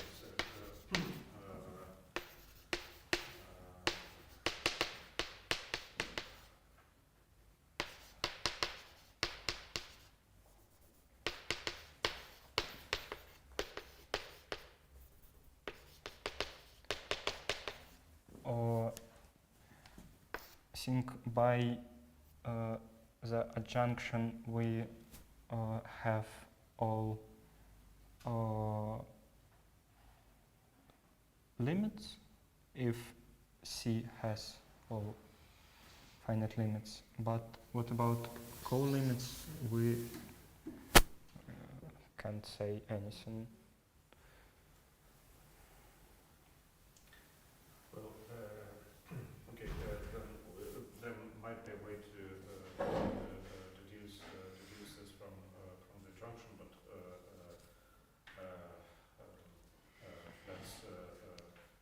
let's move on. Okay. So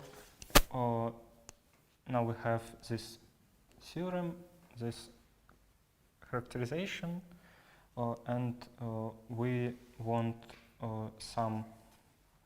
We want to find some properties of category D that gives us these two conditions. Be true?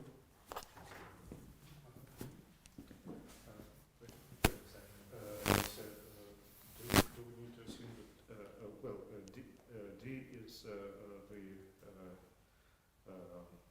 the simple category. C is complicated, and we want to have a model structure of the C from want to get a model structure of C from a model structure of D. So here we need to assume that C has all limits and co-limits, don't we? Кто сейчас, значит, кто у нас куда, значит, куда, значит, у нас левый сопряженный, правый сопряженный, куда был левый сопряженный? Левый сопряженный. У нас была такая картинка. Сейчас. Был левый, был в. So we want to have a model structure on C, starting from a model structure on D. No, vice versa. Oh yeah, sorry. Yes. So C. Okay. So C is the forgetful the right adjoint, which is in some applications the forgetful functor goes from D to C. So we have a model structure on C. We want to have a model structure on D.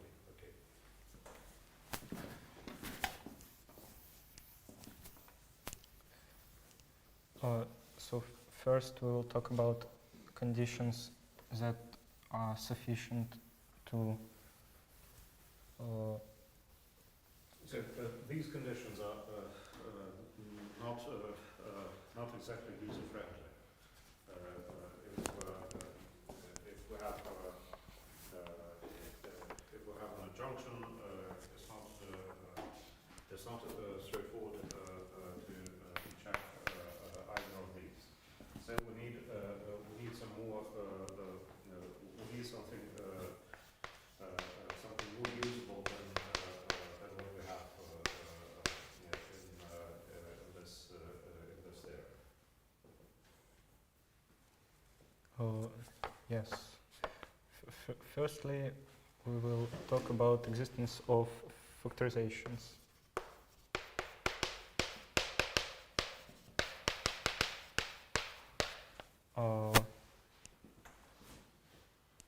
So I will not state the theorem, but before the stating, I will give some definitions.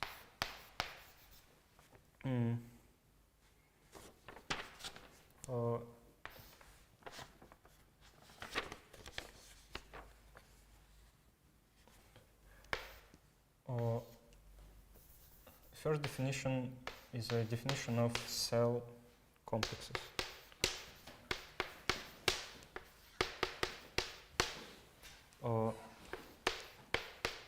Let I be a class of morphisms in some category C.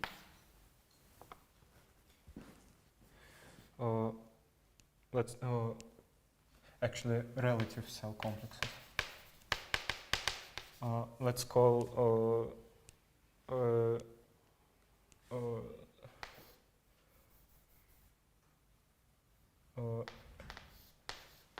cell I the class of relative cell complexes, the class of morphisms that obtained by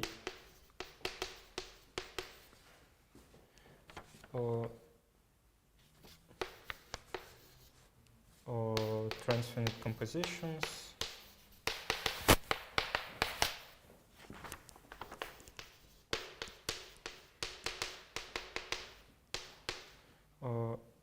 of push-outs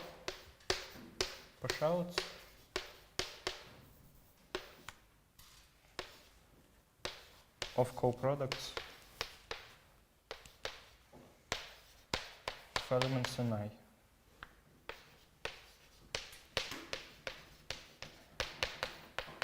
So it is the smallest class that closed under taking coproducts, push-outs, transfinite compositions, and contains the class I. Salve, do you remember from yesterday what the transfinite composition means? Okay. Does this expression make any sense at all to the rest of the text? Что за зверь трансфинитная композиция? Понятно, значит непонятно, или лучше спросить докладчика? I have another question. What's a coproduct of morphism? So if we have two morphisms in I, say So it's a morphism to the coproduct. It's morphism to yeah, wait a second. Say I prime. Then I think it is just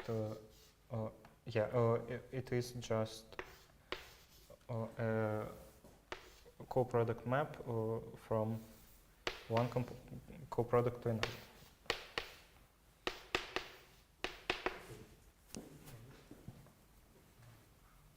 Значит, зверь такой трансфинитной композиции. Какой смысл вообще можно вложить в эти слова?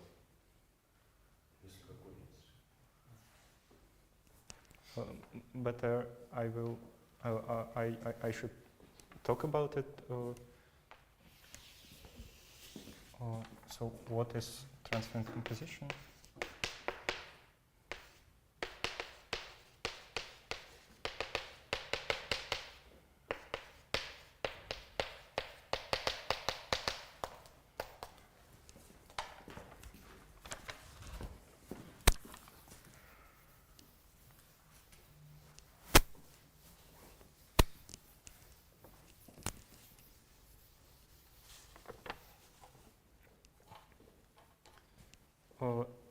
So transfinite composition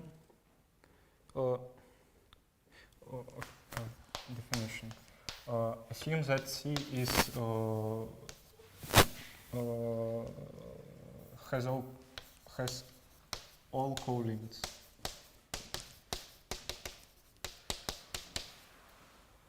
And assume that we have a diagram of this form where alpha is an ordinal.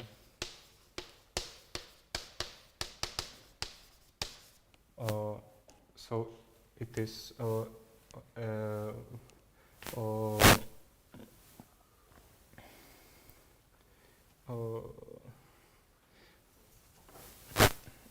порядочное множество. It's a well-ordered set. It's a well-ordered set, and as a category, it has an arrow between two. Yes, so we can view ordinals as categories. Just draw an arrow from each element to the next element. Since an ordinal is well ordered, there is always the next element. There may not be a previous element, but there is always the next one. Yes, so we can visualize this like this.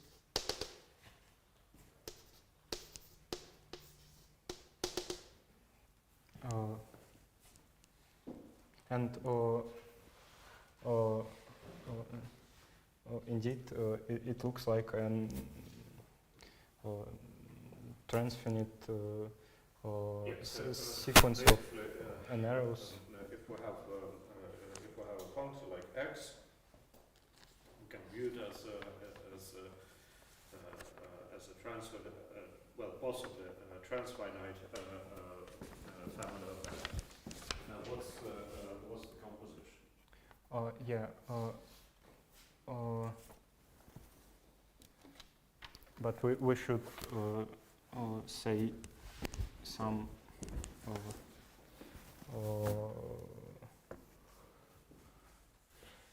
something first that all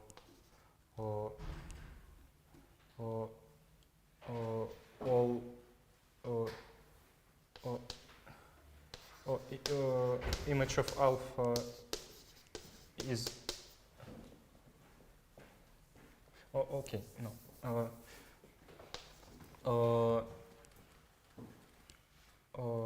If beta is an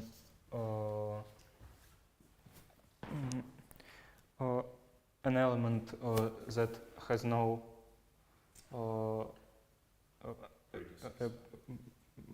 previous element, it called limit element, I think.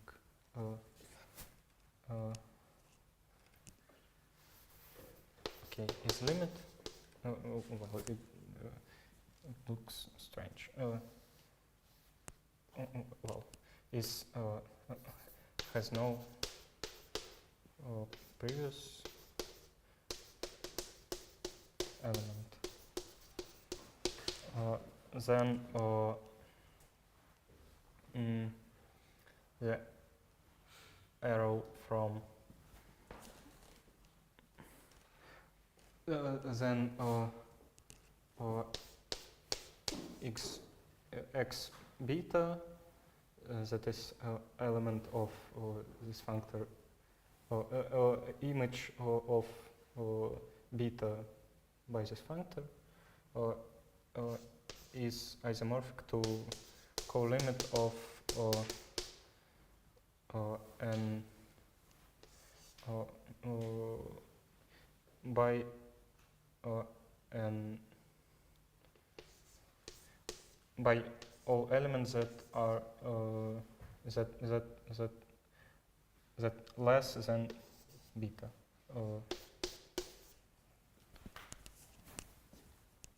So in these limit points we have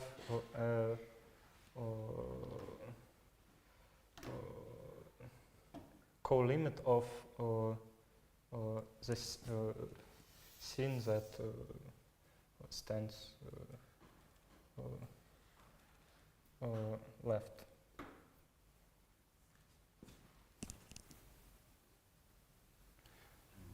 So then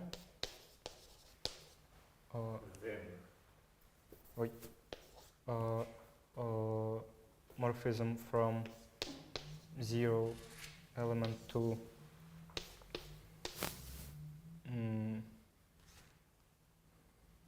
the co-limit of this diagram.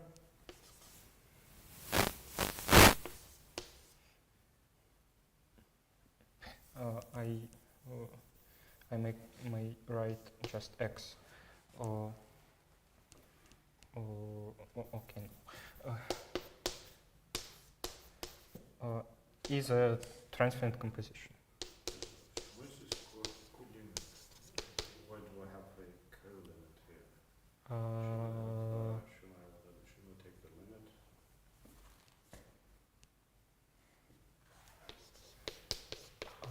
I think yes, because, for example, if we have CW complexes, we take a co-limit of n skeletons. Но как у нас получается отображение co-limit? Сейчас x0 отображается каждый x гамма, правильно? Да. Хорошо. А почему отображение в копредел? Нормально все кажется. Ну, в смысле же, как Миша же сказал, что мы хотим склеивать из островов. Да, но если есть отображение в каждый остров, то не обязательно есть отображение во всем. Чтобы отображение, значит, нужно... чтобы лучше Нет, если у нас есть отображение даже в нулевой остров, а нулевой остров вкладывается во все, то у нас есть отображение во все. То есть у нас есть отображение из каждого в копредел, значит у нас есть отображение из x0 в копредел. Не-не-не, у тебя... Да, все нормально же. В смысле, все пришло.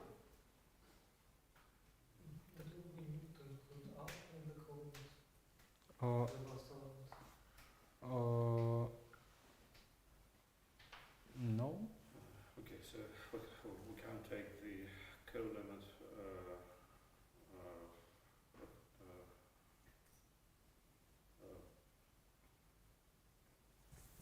непонятно все.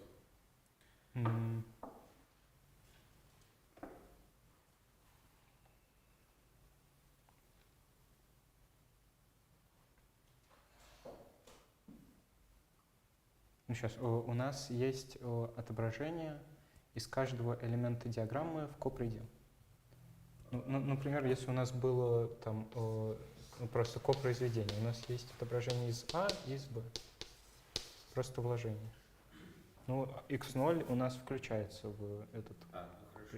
Нет, понятно? Ну да, у нас же есть отображение из каждого острова в Y, значит, есть отображение из всех. Вот. В смысле X. Все нормально, все работает.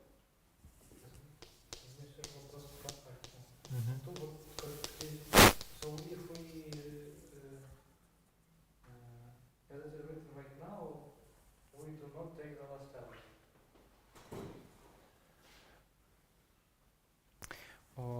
Well, I should just write x alpha, I think.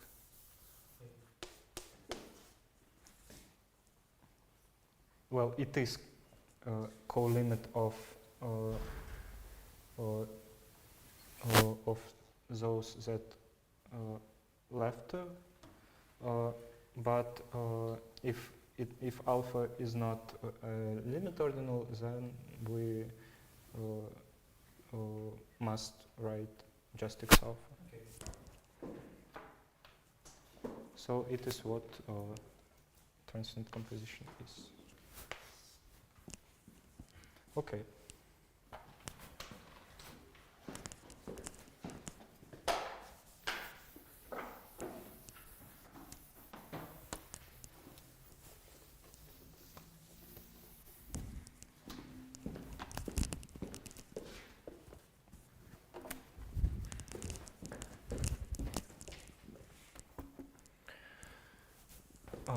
definition.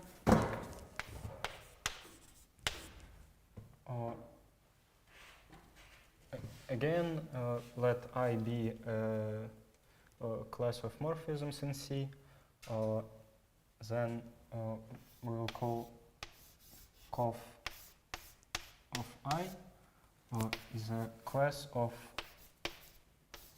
retracts of morphisms in cell I. So conf I is retracts of all relative cell complexes.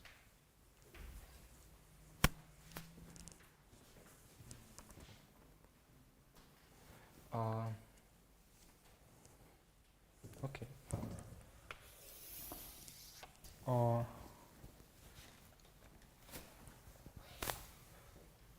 Now we will talk about small object argument.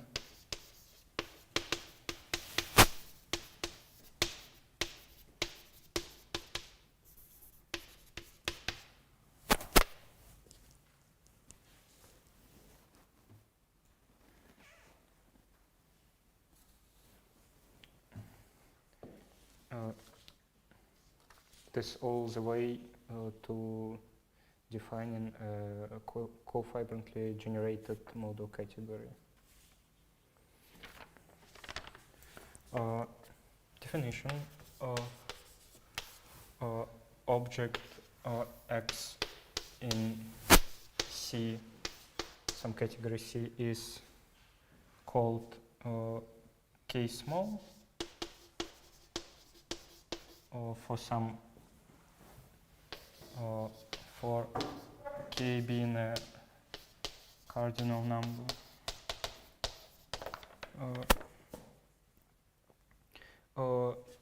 Such that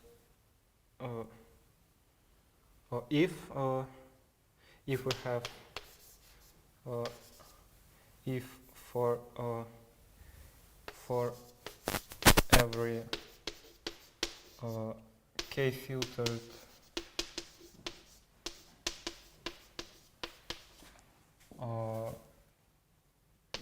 partially ordered set J, K filtered means that if we have a subdiagram of J that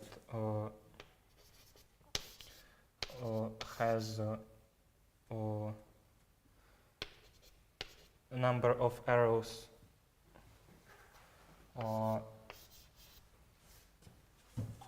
less than K,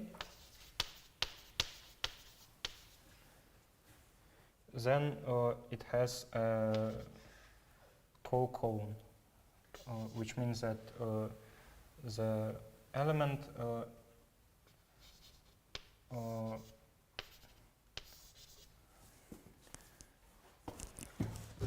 and the arrows that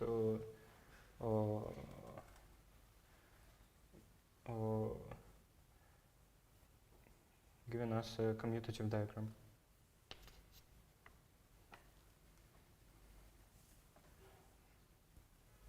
So, for example, for any pair of objects in our diagram, we have an element that and arrows that are that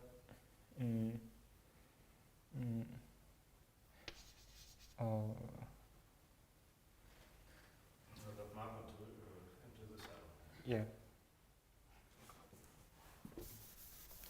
So for every K filtered partially ordered set, Especially to say capital filter. okay, kappa.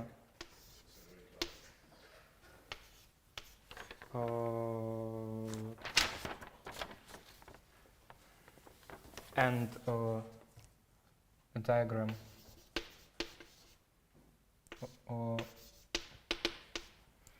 of the form J in C,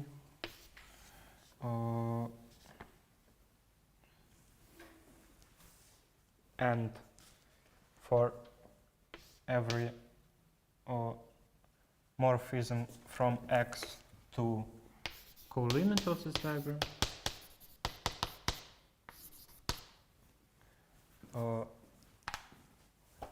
we have a lift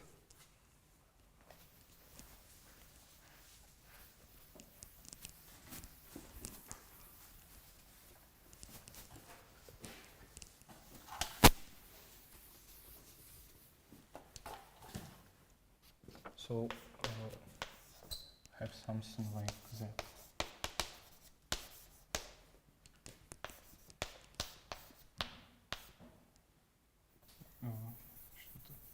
Что такое?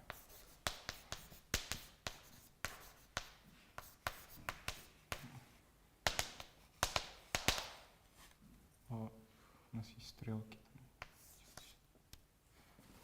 So we have a diagram of the form J, f of J, and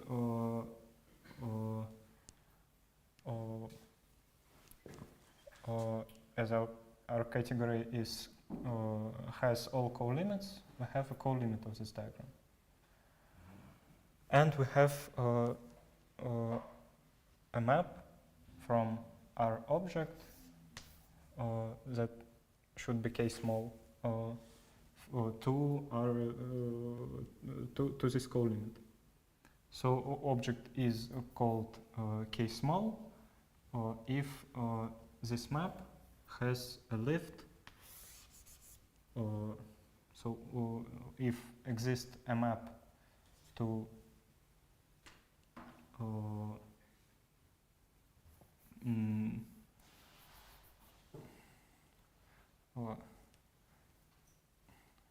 какой-то элемент, to some element of this diagram that gives us a commutative triangle. Okay, does everyone understand this?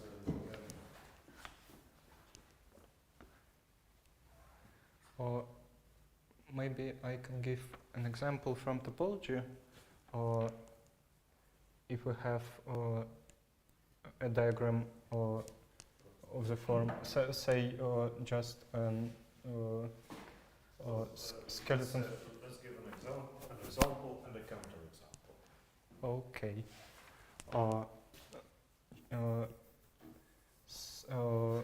Let's take skeleton filtration of CW complex I, Y.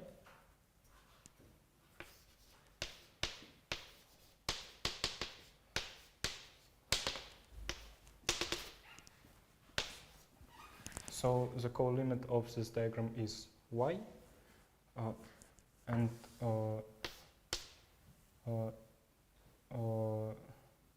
let's take some topological space X and some morphism to Y.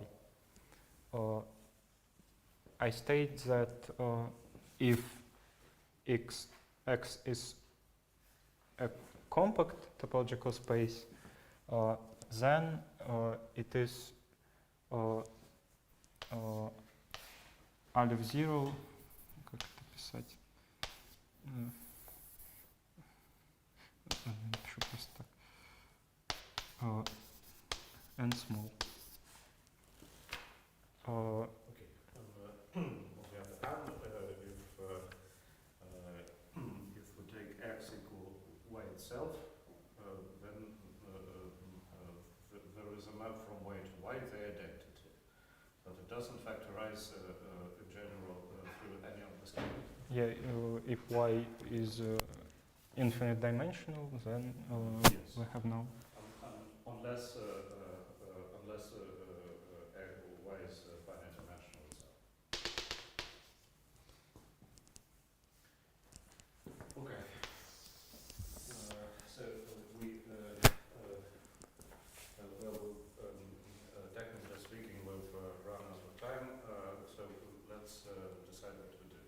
I suggest we just continue. But other suggestions. Значит, Миша, сколько нам осталось? Ну, нам осталось, на самом деле, сильно больше, чем я предполагал. Так, значит, а сколько, вот если в пересчете на странице, значит, сколько мы сделали, сколько Если в осталось? пересчете на процент того, что ты уже сказал. Угу. Мы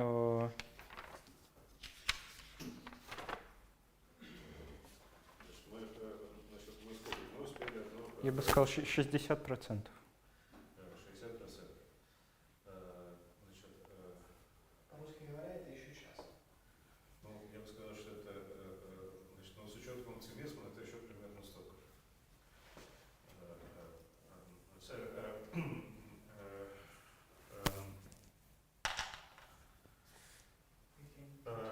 Okay, so I suggest we're halfway through. Let's be honest with ourselves. We're halfway through, and I suggest we finish all this on Saturday in online on Zoom. And maybe Ashok will be able to speak as well, which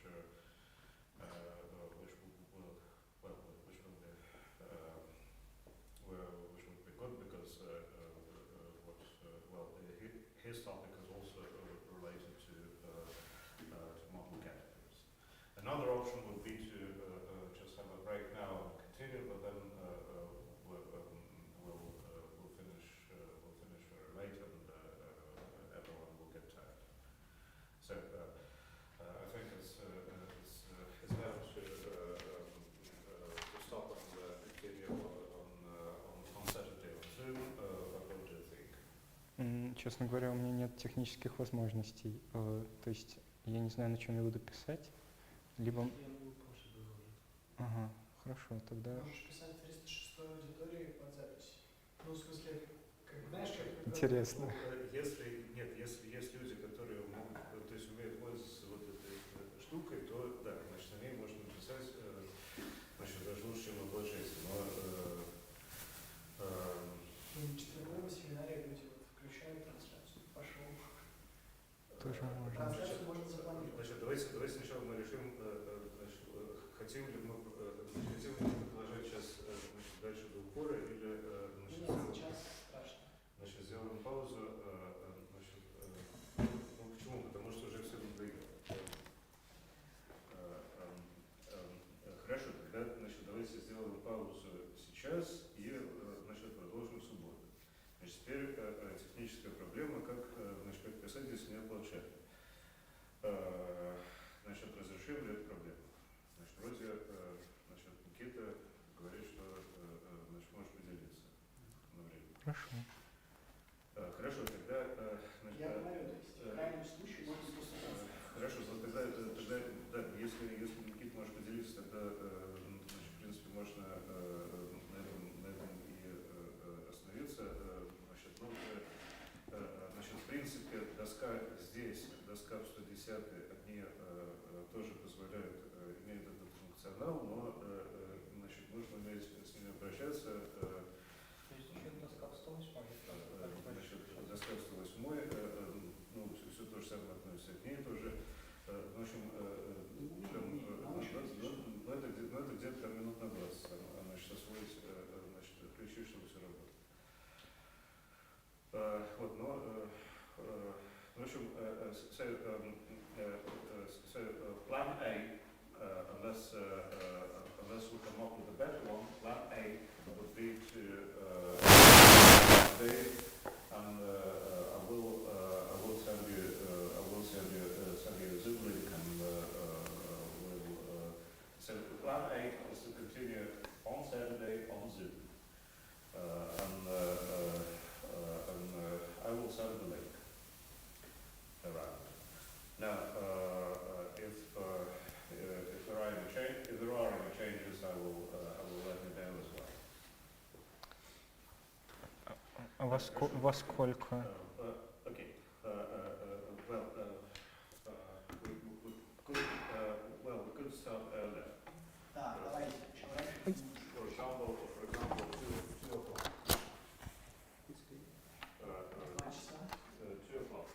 Is 2 o'clock alright with everyone? Ну да, ладно, давайте. А можно раньше? Ну, все-таки хорошего немножко. Ладно. Не, вы знаете, просто там встал, помылся, сразу пошел. Ну, значит, я бы еще отвел какое-то время на завтрак. За 15 минут выйдет. А завтрак еще приготовить надо. В общем, so plan A 2 p.m. on Saturday. Yes, yes. If this is inconvenient, please let me know. Okay, I'll ask Arshak whether or not he will be able to give his talk.